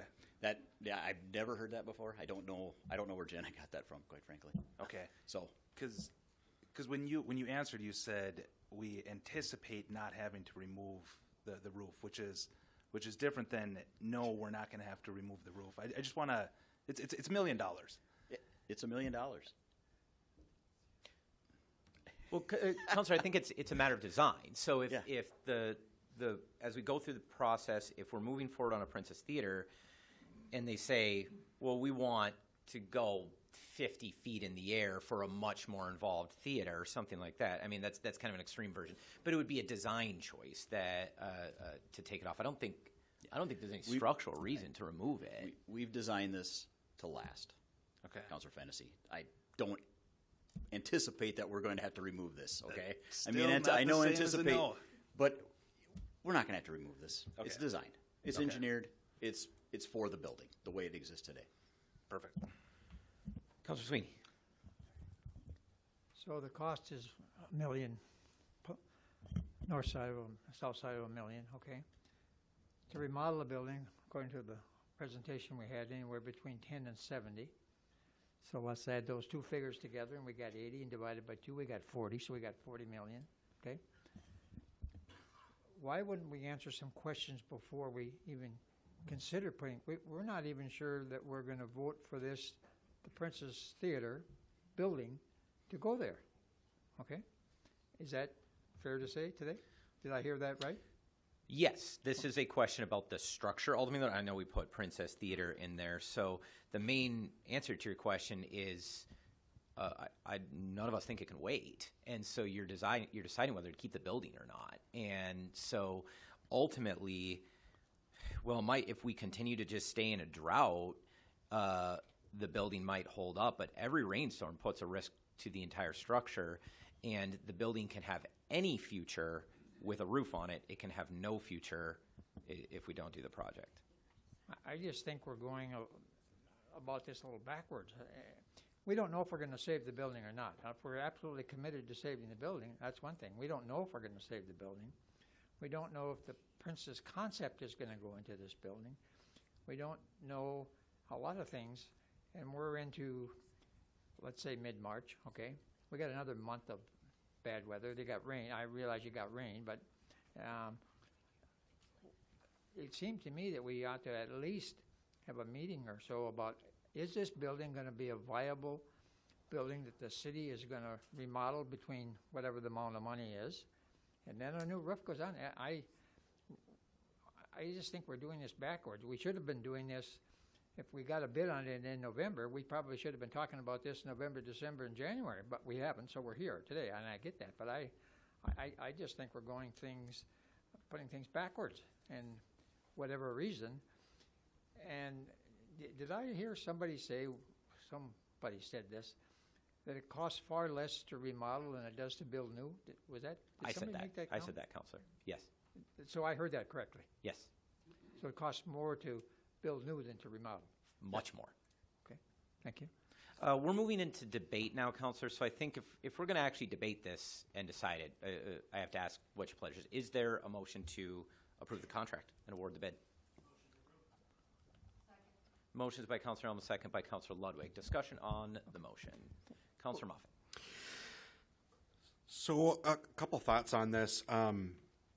The consultant said that it would cost potentially probably more to renovate if we put the roof on first. And that's not because of design criteria, but it's because the demo work is absolute. Their recommendation and their proposal is to basically gut everything out of the structure, and it's easier to gut things out through the roof in that area with cranes and stuff than it is through a small doorway in the front, especially when you're removing like the second floor apartments and stuff. And so they were speaking at it from a construction standpoint. And so even if this roof is structurally engineered to last for 300 years, their recommendation would probably still be to remove a portion of it during the renovation because it would make the demolition process much cheaper. And so that's where that part comes in. And I would say that we would not want to put a roof on right now if you want to do all of that demo work and renovate the facility. And we would not want to put a roof on if you if you want to demo or renovate, you would not want to put a roof on. Where you would want to put a roof on is if you want to sell it as quick as possible. But in that criteria, the thing to think about is the roof is going to cost more than the buildings are worth. So just by putting a roof on, we're upside down on our investment because we wouldn't be able to sell it for what we put the roof on it for. And so like that's a criteria too. My other concern about putting a roof on now, and this is the same as with the Carnegie, and this is like a weird little science thing, but if you have a piece of food or whatever, or a piece of wood, let's say a wood, and you put it in a plastic bowl and you put plastic wrap over the top, you're going to be able to prevent rain from getting in so that piece of wood doesn't get wet and is preserved. The problem here is if that piece of wood is already damp and wet, it's going to rot really fast when the sun hits the plastic, and you're going to have this like biodome kind of thing going on in there, and it's going to get really hot and humid in there, and it'll expedite the rot. And so if we do a roof and we don't go through and seal everything else and do all of the, like some basic electric, like hook up with dehumidification and getting all the water out of there, we're going to have a new roof rotting from underneath, because the heat will hit the top of the rubber and it's going to get really hot in there, and you're going to have like this greenhouse effect, right? And like just like if you remember in science class, if you had like a plastic dome with the frogs in there and everything, like, I forget what they call them, a biodome or whatever. Terrarium, thank you, a terrarium. It's just like a terrarium. So it'll keep the water from getting in through the top, and that's great. But if you already have water in there, it's really going to be a hot, moist, wet environment, and it's going to cause the wood to rot from underneath. So I think there's a couple key reasons to not do a roof at this point, even if your goal is to renovate the existing building. So I think the only part I disagree with is we did consult with several cleanup companies about dehumidifying and removing water from the space. They pretty much all said you can't remove it. The water continues to come in because the roof leaks. And so dehumidifying really doesn't accomplish anything when water's still coming in. So we're not actually creating a terrarium, we're creating a sealed building. We're not putting a plastic sheet on it, we're putting a roof on it, which allows us to then dehumidify it and preserve the remainder of the structure. Now, I don't necessarily disagree that demo could be more complex, but we have a long process. I mean, we have months before we even complete the feasibility study, let alone, I mean, short of the council just allocating bonding to do the entire project next year, we have a process of fundraising and grant application to move on even to some of the initial construction work. By that point, we will endure another summer, possibly even another winter of water intrusion into that building, continuing to threaten it. Obviously, this is not an ideal situation, but it is a question of saving the building. I feel fairly well informed on that to not do the roof is a very, at this point, is a substantial risk to the structure, ending the ability to do any project at all. Now, it doesn't require us to do a theater, of course. If the theater proves non-viable, we still have a viable building that we will have dehumidified, remove the water, sealed off, that we could conceivably sell it. I do agree we will not be getting our money back from this. We're not, I mean, much like the Carnegie, nobody believes that we would sell this for anything at all. It has no value. Commercial buildings are only assessed by their usage, so it really has no value at all. The question in terms of cost you have to consider is, what cost would the city incur if the building fails, if we have to demolish it? Of course, one, if it becomes a public safety risk, any risk of collapse, we must demolish it at our expense. That will cost less than building a roof for sure, but it won't cost nothing. It'll cost quite a bit of money. And then rebuilding will be expensive, but again, that's not my fear. I don't believe we will be rebuilding in that space. We have done a number of construction projects. I think we feel fairly informed on the cost of those. It's very hard to do new construction in this community. You typically need a developer that is willing to and able to draw a pretty significant profit, that they know they're going to draw a profit. Never say never. It's not impossible. We've built on some vacant spaces, but they were all very, very challenging, and we already have some vacant spaces that we're trying to fill. So that's the reason I feel fairly informed that this is the responsible choice. But again, it's your choice, councilors. I have to make clear, though, there is a serious risk of losing this building, possibly imminently. I'm not trying to threaten you or coerce you. I believe I'm fairly informed on that. Correct? Okay, Councilor Herrick. Yeah, just remind us where the funding's coming from, please. This is the remainder of the historic preservation funds from the ARPA budget. All right, thank you. Councilor Johnson. Thanks. Is there enough water rot in there right now where it puts the building at risk even with a roof? I mean, go ahead, Jeff. Okay. So in terms of the water in there right now, or the building being at risk, that's actually one of the, I'm going to respond to Councilmember Moffitt's comment as well, that I've been in there with two different parties that do remediation of mold or others, of internal remediation like what the Princess is experiencing. And their recommendation, now granted, we did not speak to the specifics of like, well, what would happen if there was no roof at all? We could get things out with a crane and that sort of a thing, but their recommendation, both from the standpoint of placing dehumidifiers in to deal with some of the mold and water intrusion, and also just from a standpoint of how to remediate the damage that's there, was that the roof needed to be on in order for that type of work to be worthwhile. That didn't really answer my question, though. Oh,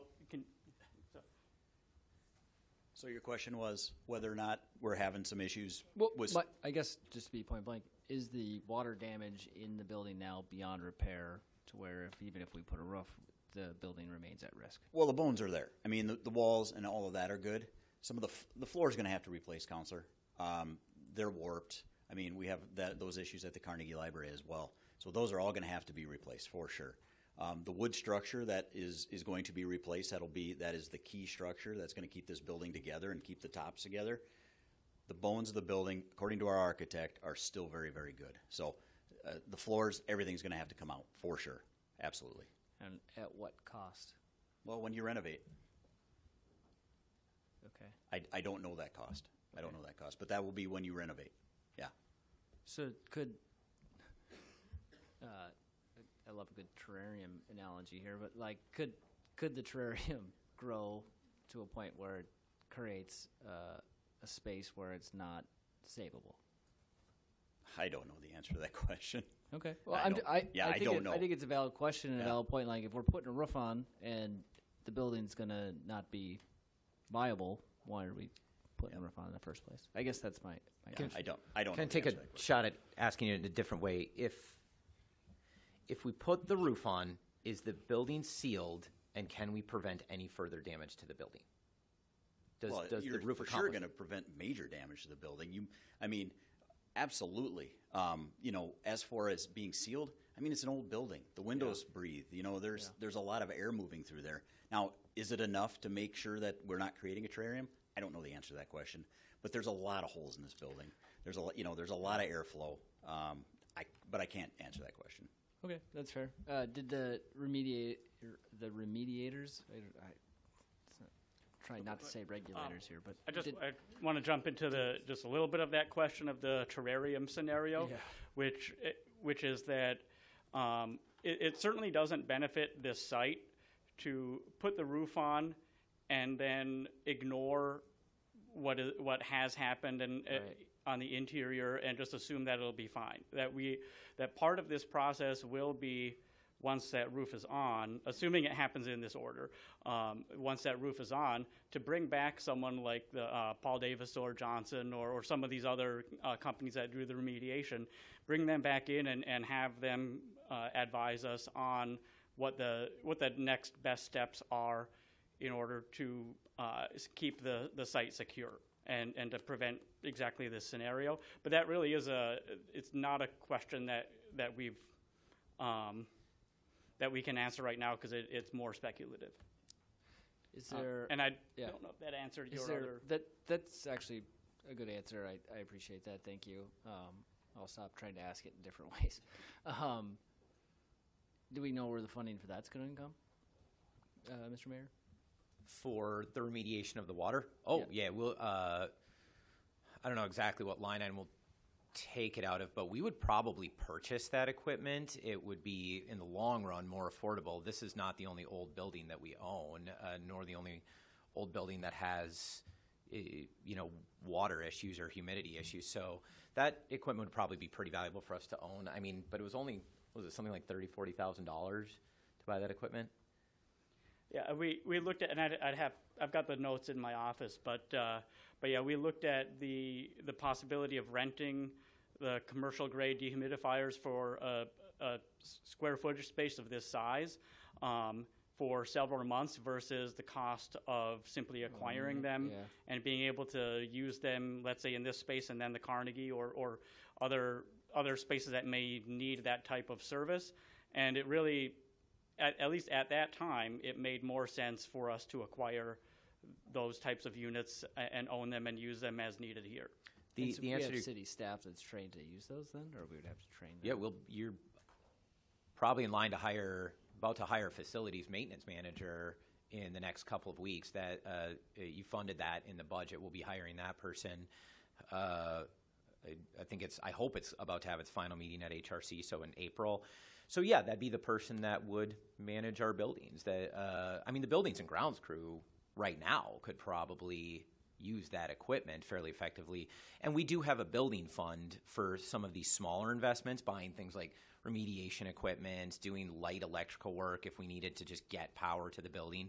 That we use that fund for almost nothing right now, but it's for things like this when we have kind of emergent building problems. Okay, thank you. Councilor Sweeney. When we vote, could we take a roll call, please? Yes, of course. Any further, Councilor Fennessy? I think Councilor Moffat's correct, and I mean the reality is if we're going to do this, we should probably just do it all at once. But we don't have the money for that.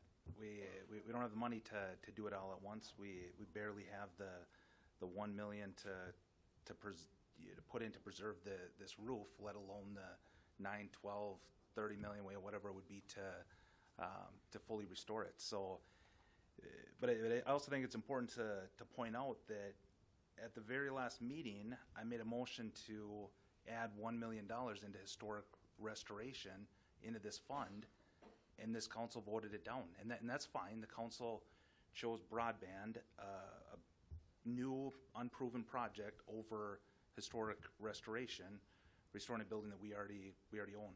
But this is exactly what happens when, for a period of multiple years, we just focus on these new shiny projects without the funds to sustain them.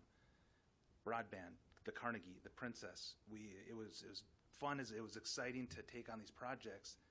Now we're at a point where the last meeting, we had an opportunity to add $1 million more into historic restoration to do some meaningful work in the buildings that we already own, and that was voted down because we wanted to allocate it towards another new shiny project.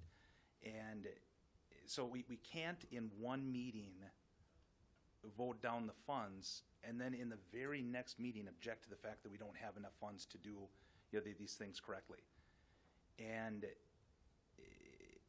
it's all about priorities, and if this council's priority is broadband, then we can't object to not having enough money to take care of the buildings that we have. But with that being said, we own this building, and just like we would expect any resident of Superior to take care of their building, we own this, and we have a duty to at least preserve it or demolish it. And if demolishing isn't on the table, which I hope it's not, then we have to at least preserve it with the little funds we have. And we have the federal grant money set aside for that very reason, for historic restoration. It'll at least preserve this building, and I think that's an appropriate use of those funds to at least preserve the building and figure out. I'm far from convinced that we need to get into the theater business, but this will at least preserve this historic building and buy us some time. Councilor Grasky. I just want to double check on this. We have till the end of 2024 to take our ARPA money and rearrange it if we feel we need to. Yes. Even though we voted last time to sit it in silos, if you will. But let's say that, we lean more towards a project of an art center over some other things. That's the flexibility is there. It would take a little bit more work, but we have that flexibility. Yes, I have to answer that. The answer to that is yes. I think we'll want to be cautious about making major swings in it because we need to commit it by this year. But if councilors, of course, councilors can bring that budget back up anytime, and I will push you very hard. If you want to make a change, we're going to want to be sure that we can spend the money in 2024. But yes, the answer is yes. And as of right now, $3.5 million sits in this specific minus the Carnegie expense? No, what we approved, we did pull some money out of this. This is about the remainder of the Historic Preservation Fund, about this amount. We already did spend some money on the Carnegie, securing that. And I don't know that I explained that at great length last week. I would love to spend much more on historic preservation. I intend to propose much more for historic preservation, but I'm going to have to use a little bit more traditional process for that. It was really about timelines. I know I can buy a roof right now, and so that's why I left this amount. Further work, I don't know that I'm getting to that we are getting to any more Princess work this year. I hope so, but I wasn't sure enough. So most likely the next time you hear about funding the Princess is going to be me putting it up for priority setting in the budget. And if enough counselors said we're all in on the Princess, we could do the whole $10 million. It'd be a reach. Even I'd probably blanch at doing that right away. But it's not the end of historic preservation. It's the end of ARPA money on historic preservation because I'm hoping to get it all spent this year. And this site was at one point two things. We're putting a roof on 2 lots in a sense. Yes. Yeah. Okay. So 2 buildings, 1 roof. We're saving 2 buildings. Yes. Okay. Councillor Moffett. I just want to mention, as we talk about city-owned historic resources, that the city had the Superior Public Museums here to talk about some of their capital expense needs, and I would say that the needs were significantly understated in terms of the Meteor whaleback ship museum, and so funds that we have allocated towards historic preservation could go a long ways towards stabilizing that historic resource that the city owns also. Councilor Fennessy? But to clarify, after this roof is done or on, we don't have any more historic rehabilitation money. That's right. Right. Priorities. Any further discussion? The question then is whether to award the bid in the amount of $1,099,851 to Johnson Wilson for the roof replacement at 1310 Tower Avenue. The clerk will please call the roll. Ludwig. Yes. Herrick. Yes.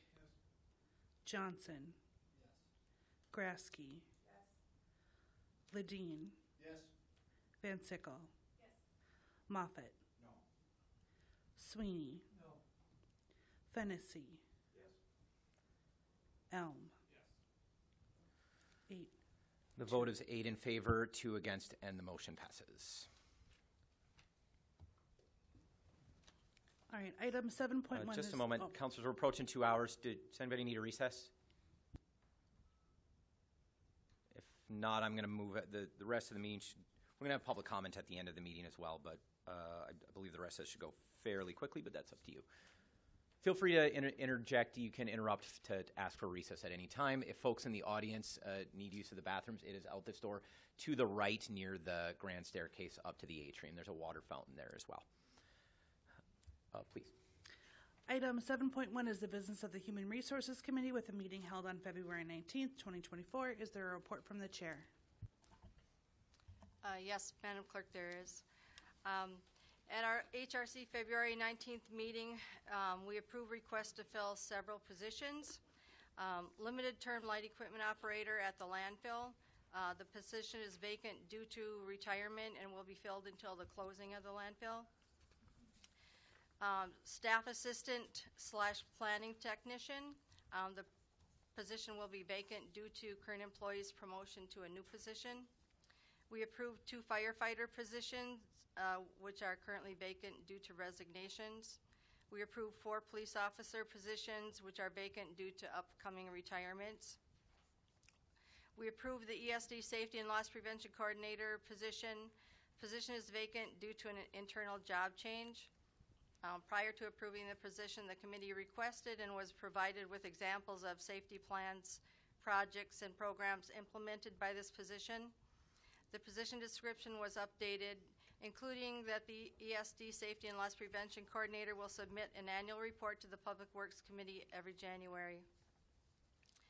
In addition to approving the above, there are two items on this evening's council agenda which the HRC has brought for approval by the council.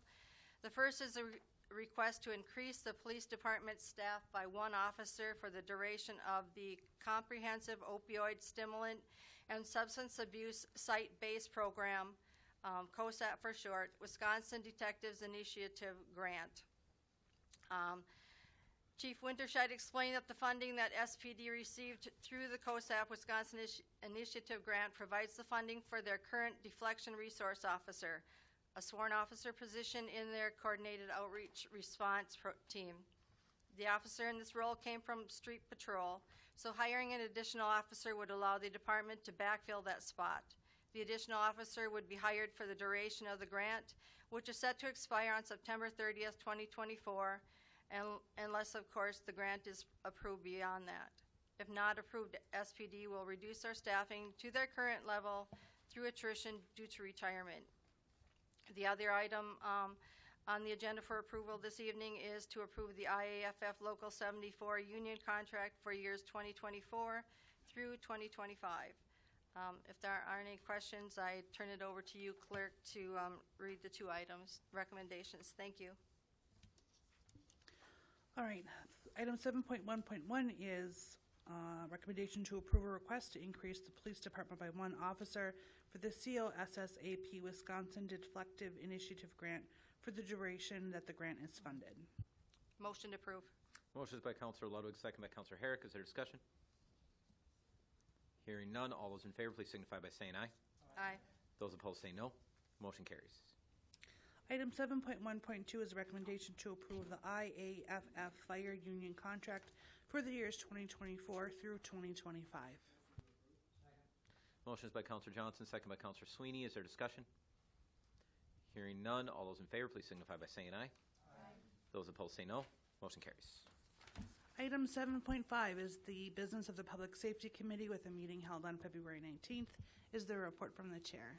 There is. I'll keep it short, Chair. Police and fire updates are included in the minutes to the agenda. Councilors, if you have any questions of those, I will do my best to answer. The 3 things you see before you tonight for recommendations coming out of public safety is to exclude calendar parking on Grand Avenue from 6th Street to Belknap. That's about in between Central Flats and Cathedral, and then also to add no night parking in that same section. So keep it short and brief. If I have any questions, I'll do my best to answer. Unless there are questions, I'll ask the clerk to read the ordinances. Item 7.1.5 is to approve an ordinance amending City Code Chapter 112, Traffic Code, Schedule I, Streets Excluded from Calendar Parking, to add street excluded from calendar parking of Grand Avenue between North 14th and Belknap Street. Motion is by Councilor Elm, second by Councilor Grasky. Is there discussion? Hearing none, all those in favor, please signify by saying aye. Aye. Those opposed say no. Motion carries. Item 7.5.2 is to approve an ordinance amending City Code Chapter 112, Traffic Code, Schedule I, Streets Excluded from Calendar Parking, to amend Grand Avenue between North 6th Street and North 15th Street, Belknap, for April 1st through October 31st, is what it currently says, to say Grand Avenue between North 6th Street and North 14th Street for April 1st through October 31st. Motion is by Councilor Elm, second by Councilor Grasky. Is there discussion? Hearing none, all those in favor, please signify by saying aye. Aye. Those opposed say no. Motion carries. Item 7.5.3 is to approve an ordinance amending City Code Chapter 112, Traffic Code, Schedule G, Section 1, no night parking, to add Grand Avenue between North 14th Street and Belknap Street. Motion is by Councilor Elm, second by Councilor Johnson. Is there discussion? Hearing none, all those in favor, please signify by saying aye. Aye. Those opposed say no. Motion carries. Item 8.2 is reports without recommendations. At this time, are there any other committee or commission reports to be made? Hearing none, we will move on to new business. Business. Oh, I'm sorry, Councilor Van Sickle.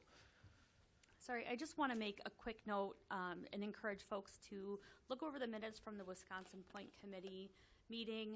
You'll probably see a public notice by the Army Corps out regarding a pretty substantial beach nourishment project So I just encourage you to look at those minutes and learn a little bit more about that. Thank you. Any further reports? Item 10.1, I am recommending approval of miscellaneous licenses. Motion is by Councilor Fennessy, second by Councilor Herrick. Is there discussion? Hearing none, all those in favor, please signify by saying aye. Those opposed say no. Motion carries.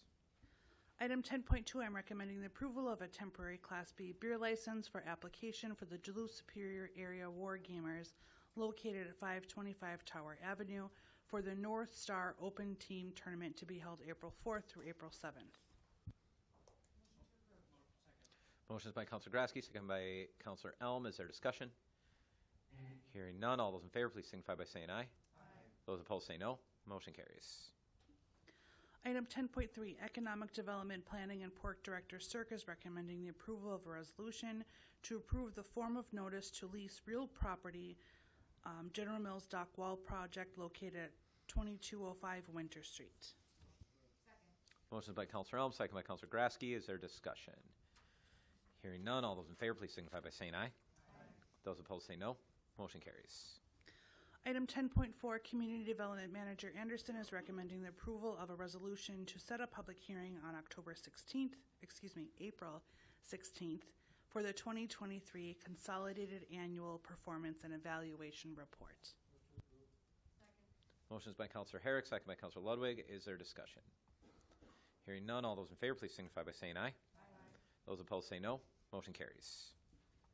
Item 10.5, Public Works Director Janigo is recommending the approval of an ordinance amending City Code Chapter 112, Traffic Code Schedule J, accessible parking zones to remove accessible parking sign at 2015 Baxter Avenue on both sides.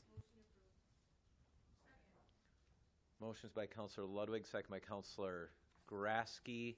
Is there discussion? Just curious, why was this not a public safety committee? Because I'm just curious.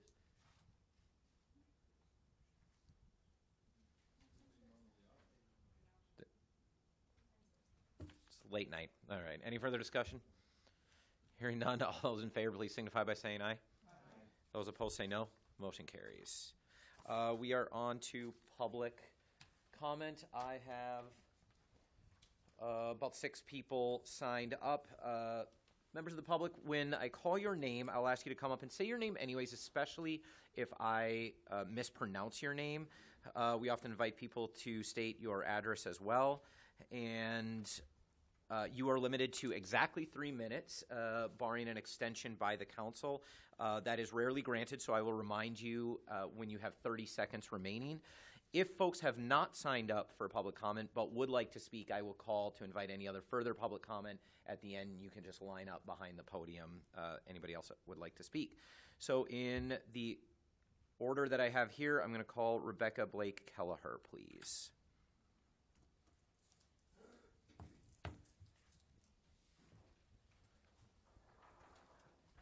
The microphone has it's a person that looks like they're speaking. Or, I'm sorry, if you could hit the button with the person that looks like they're speaking. Right here? There you go. Thank you. Okay. Hi. My name is Rebecca Kelleher. My husband and I live on East 5th Street. And I am one of the founding members of Neighbors Against NTAC. Recently, I realized the gas plant might be coming our way, and I thought I better do some research about this. So after doing a lot of research, I realized that this gas plant is a potential threat to my husband and I's health, our safety, and our quality of life. Then I realized it's the same threat to our neighbors. And I believe that in Superior, we are all neighbors. There are so many potential negative impacts from this plant. I don't have time to go through them right now. However, the recommended safety zone to live from a natural gas plant is 3 miles. Okay, Neighbors Against NTAC, we don't believe that this gas plant belongs in our city near our neighborhoods. Now, I would like to make a few statements and include many people in the neighborhoods of East End, Aloise, and South Superior. We deserve to be treated with dignity and respect. Our lives are not insignificant. Damage to our lives would be significant.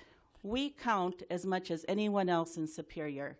We should not be asked to, nor are we willing to become collateral damage to supply electricity to Minnesota and greater Wisconsin. Our neighborhoods are full of people who want to enjoy the houses they work for, raise their children and grandchildren with every possibility of good health. People in retirement who want to enjoy their houses without exacerbated health issues. We do not believe the temporary jobs created make up for the decades of living with the negative impacts from this gas plant. Neighbors Against Intech. We are just everyday people. We don't have a lot of money. We don't have the power of the energy companies or the organization of the labor unions, which were already organized. We are your constituents, asking you to take care of us and to protect our health. But what we do have is the passion of caring about each other and caring about each other in Superior. Our health, the air that we breathe in our city, the River Nemadji, the cemetery, and our Lake Superior. 30 seconds, please. Both for ourselves and future generations. We are growing amazingly quickly and finding many people against the plant and who want more information. That is our job, to educate the people of Superior.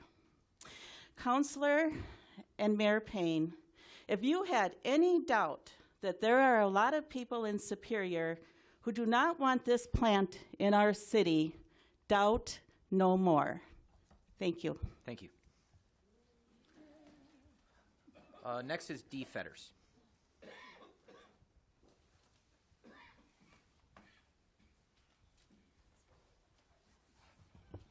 Are we cooking here?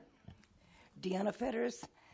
We live on East 3rd Street. We are 1 mile from where this proposed plant is going to be.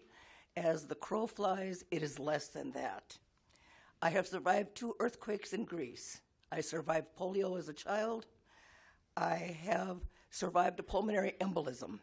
I am now on the cusp of COPD.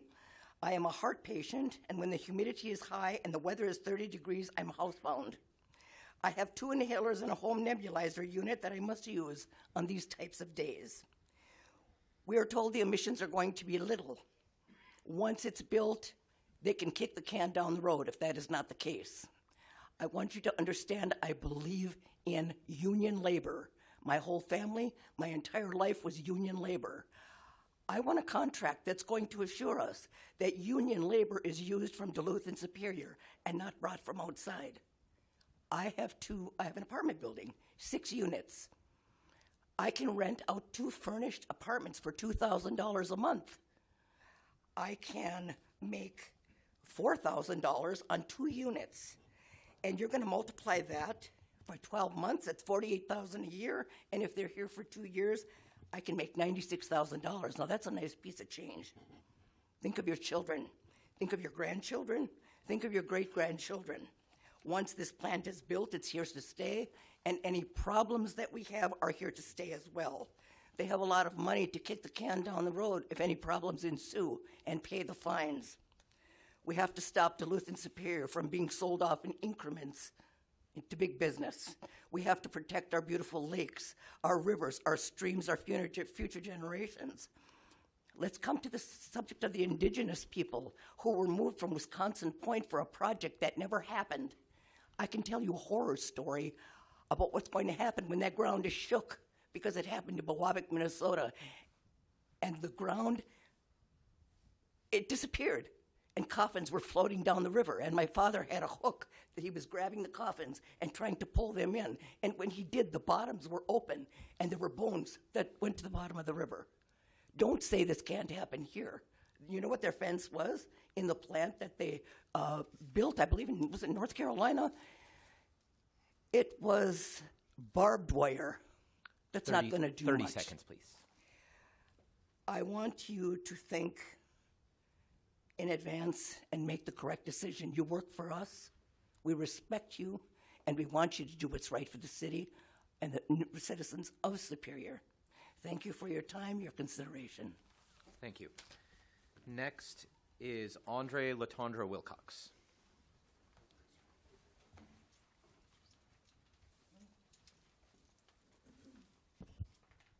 Good evening. My name is Andre Latender Wilcox, 5423 Tower Avenue. Thank you very much. Folks, I want to talk to you guys just as much as I want to talk to them. She's right, the EPA does say there should be a 3-mile border around that. But before I get to that, we have a sign out front by our library that says, Superior, living up to our name. Now I want you to think really hard what that means. Because right now we're talking about the future of a theater, and we're just willing to spend all this money on it. We're talking about the future generations of Superior, Wisconsin, and we're willing to just throw that away so we can get a little bit of money. And that's just silly. So let's live up to our name. Let's be superior, and let's put the care back into the people. Instead of, we're not second-rate citizens to Duluth. We take their garbage, we fill our dumps up, we pollute our side of the bridge, and now we're going to do it to the same thing to our air and our water just so they can look like they have green energy? This is silly. And I can't believe that this has even gotten this far. And I'm sorry, I know you guys want jobs. We're talking 350 temporary jobs for permanent pollution to be in here. So if any of you young guys back there, young women, you're planning to have kids, are you going to do it in Superior? Because they're going to end up with asthma. They're going to end up with respiratory problems. You can look up all of this. This isn't hidden information. So I'm sorry if I'm a little bit heated, but you know, a lot of us picked up roots. We live here. This is our home. This isn't some temporary place for people to come and dump their garbage and then go off so they can have greener acres. Thank you very much for your time and your service. Thank you. Lee Sandock Baker is next.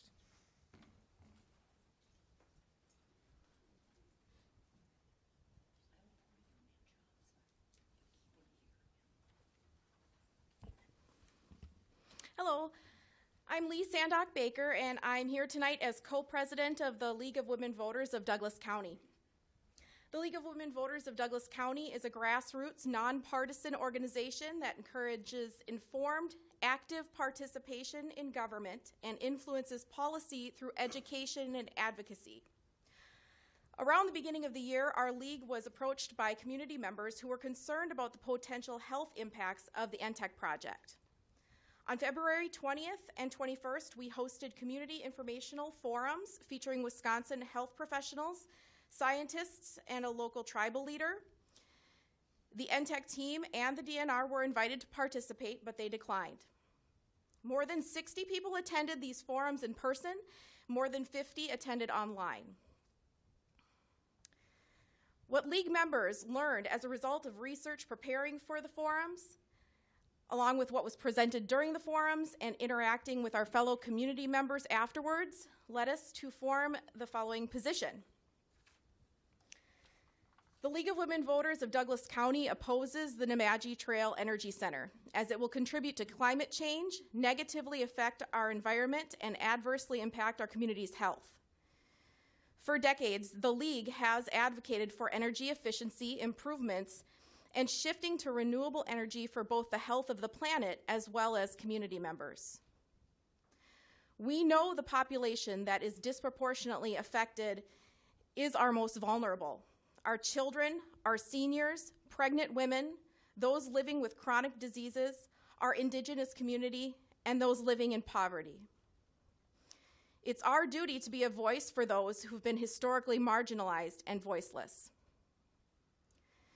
People residing in a zip code with a fuel-fired power plant experience an 11% increase in hospitalization rates for asthma, 15% increase for respiratory infections, and a 17% increase in chronic obstructive pulmonary disease, according to data from the National Institutes of Health. The research also found increased rates of cancer, low birth weight,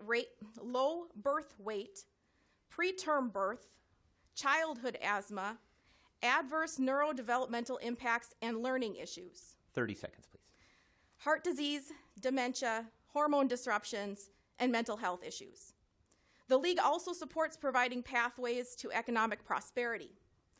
NTEC will worsen climate change and create $2 billion in climate change costs, according to the Environmental Protection Agency. Rather than investing in obsolete and harmful technologies like NTEC, renewable energy has fewer health impacts and is now more efficient, affordable, and reliable than ever before. That is 3 minutes, I'm afraid. The League of Women Voters is proud to partner with and support Neighbors Against NTEC. Thank you. Next, it says Ken and Jane Sedlacek. You can come up together or each have 3 minutes. Ken and Jane? Gone? If not, Dan Olson is next.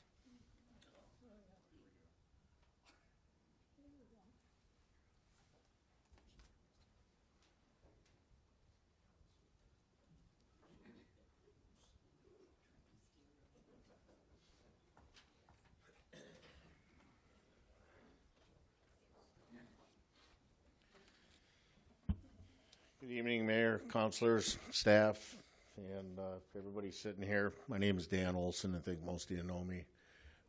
Couple comments before we get started. I'm a 48-year part-time construction worker. I think I've told you all that before, too. I've also got something called polymyalgia rheumatica that I got from a booster shot from COVID. So these things happen.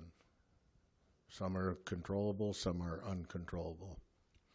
I want to read a couple things here real quick, just in the interest of time and everybody that has stayed here a little over 2 hours.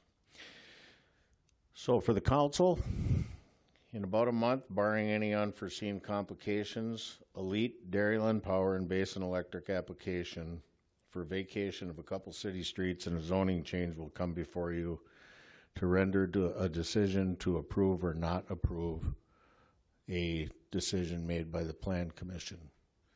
And some of you are on the Plan Commission, and you know what that task is. We've talked about that as well. I believe you have all been invited to the High Bridge project, and it's a power plant down in St. Paul on the Mississippi River, alongside of a dog park, a walking park, a playground for children, and a multi-use residential housing project. Those people are willing to talk to any one of you. The people in the High Bridge plant, the people in the community, the people in the housing area. I've toured it. The other thing is that there is another tour being planned for March 14th, which is next Thursday. And Mayor, I don't know if you've been invited, but I'm inviting you right now. And I'm not sure why anybody would not go to this if they have any questions. Because we've been listening to us, and I appreciate the group that has been founded now, the Neighbors Against NTEC, because that's what you need to listen to. You need to listen to everything. But I'm here to tell you a couple things. 30 seconds, please. On the Neighbors Against NTEC, check out their site and information, because one of the people is Dr. Brittany Keys, and Ms. Keys is a policy and advocacy co-chair of Healthy Climate. She's a physical therapist. And in the interest of time again, I want to quote one of our city leaders, and it is this: we can't have the greatest country in the world if we don't invest in the things that bring our country together, because the work we do together makes us the greatest country in the world. That is 3 minutes. Thank you. Mayor, that is your quote. Thank you. The final person I have signed up is Kyle Bukovic. If anybody would like to speak after Mr. Bukovic, please stand a little ways back of him behind the podium. Thank you, Mayor and councilors. I'm here tonight to provide you updates on letters of support that have been sent to every single city council and the mayor. Councilor Dean, there's been 33 of your constituents that have sent letters of support to you. Councilor Van Sickle, there's been 36. Councilor Moffitt, there's been 20. Councilor Sweeney, 38. Councilor Fennessy, 38. Councilor Elm, 16. Councilor Ludwig, 19. Councilor Herrick, 29. Counselor Johnson, 24, Counselor Grasky, 23, for a total Superior residents of 246 that have sent every single one of you letters of support for the project. In addition to that, there's been 111 Douglas County residents, totaling 387 for everybody that lives within Douglas County. Total letters of support so far have been 8,250 letters sent to each one of you, or total, I mean. There's great support in the community for this project. There's been some people talking about how, if companies really need this, just go to retrofit a coal plant to go to natural gas. They cannot do that because there's not enough generation capacity in the region to shut down a power generation facility for long term. That would drastically increase the risks of blackouts. And for everybody that is pro solar, me being with the International Brotherhood of Electrical Workers, we work on solar, so does a lot of our other trades. We're all for that as well.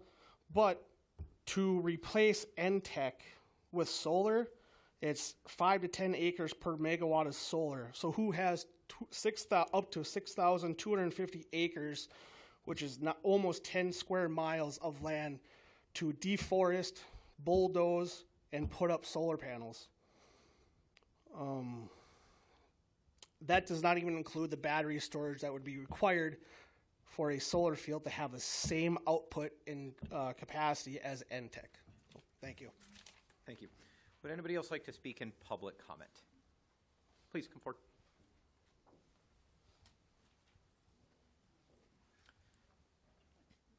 And again, I'd ask you to state your name so that we can keep it for the record. Hi, my name is Patty Lear. I'll keep it really brief because some of this went over.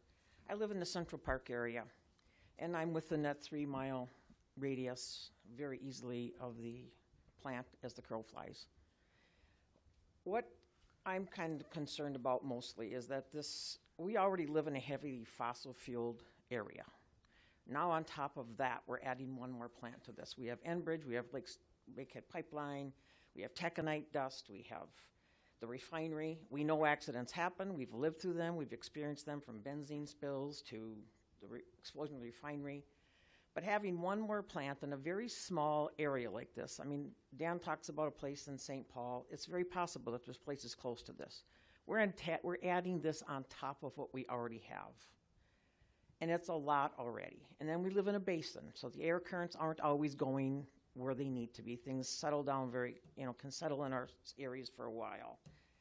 I'm not so sure anybody cares that there's solar here, perhaps. It's like, why here? Why not we've done our share of moving energy around the country for years. Somebody else can maybe take this risk for a while. We've done it forever. We've moved tons of energy. And when is it too much in a community this size to have another fossil fuel power plant? Somebody else can do this. I mean, there are other places that can also take this on. It is temporary jobs of 300. From what I understand, 15 to 20 permanent jobs. And that's all. And then the city's going to get money from the power plant to let them build it here, which is a drop on the bucket if you have health problems and you have community environmental issues. It's a drop in the bucket. So you get bought off by the companies to put your power plant here. So it can go somewhere else, or it can go further away from town. It doesn't have to be on top of us. We already have these other places already here that are that, and we deal with that. So I worked in the healthcare industry all of my life at Essentia. Industrial and environmental health issues are a real thing. They happen to people. And we've known people in our previous families who are older who've been sick from where they work and where they live. It does happen. So I just don't think it's worth the future of our city to be compromised with a power plant when it can go somewhere else. 30 seconds, please. And if we look at the long-term look of what we want our community to look like, most young people that I know of want to live where the water is good, the air is good, along with the job. It's not just the job. They want more than that for their families, for the future. Thank you. And thank you for what you do. It's got to be tough. Thank you. Would anybody else like to speak in public comment?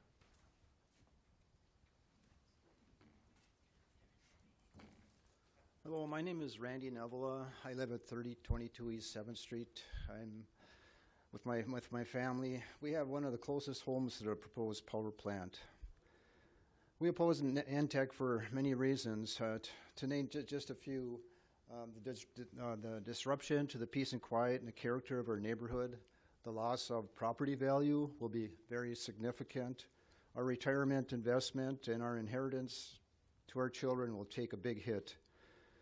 The extremely poor site selection of the Nemadji River and the inherent on the Nemadji River and the inherent risk of pollution to the river and to Lake Superior. And the proximity to the indigenous graves makes it wrong.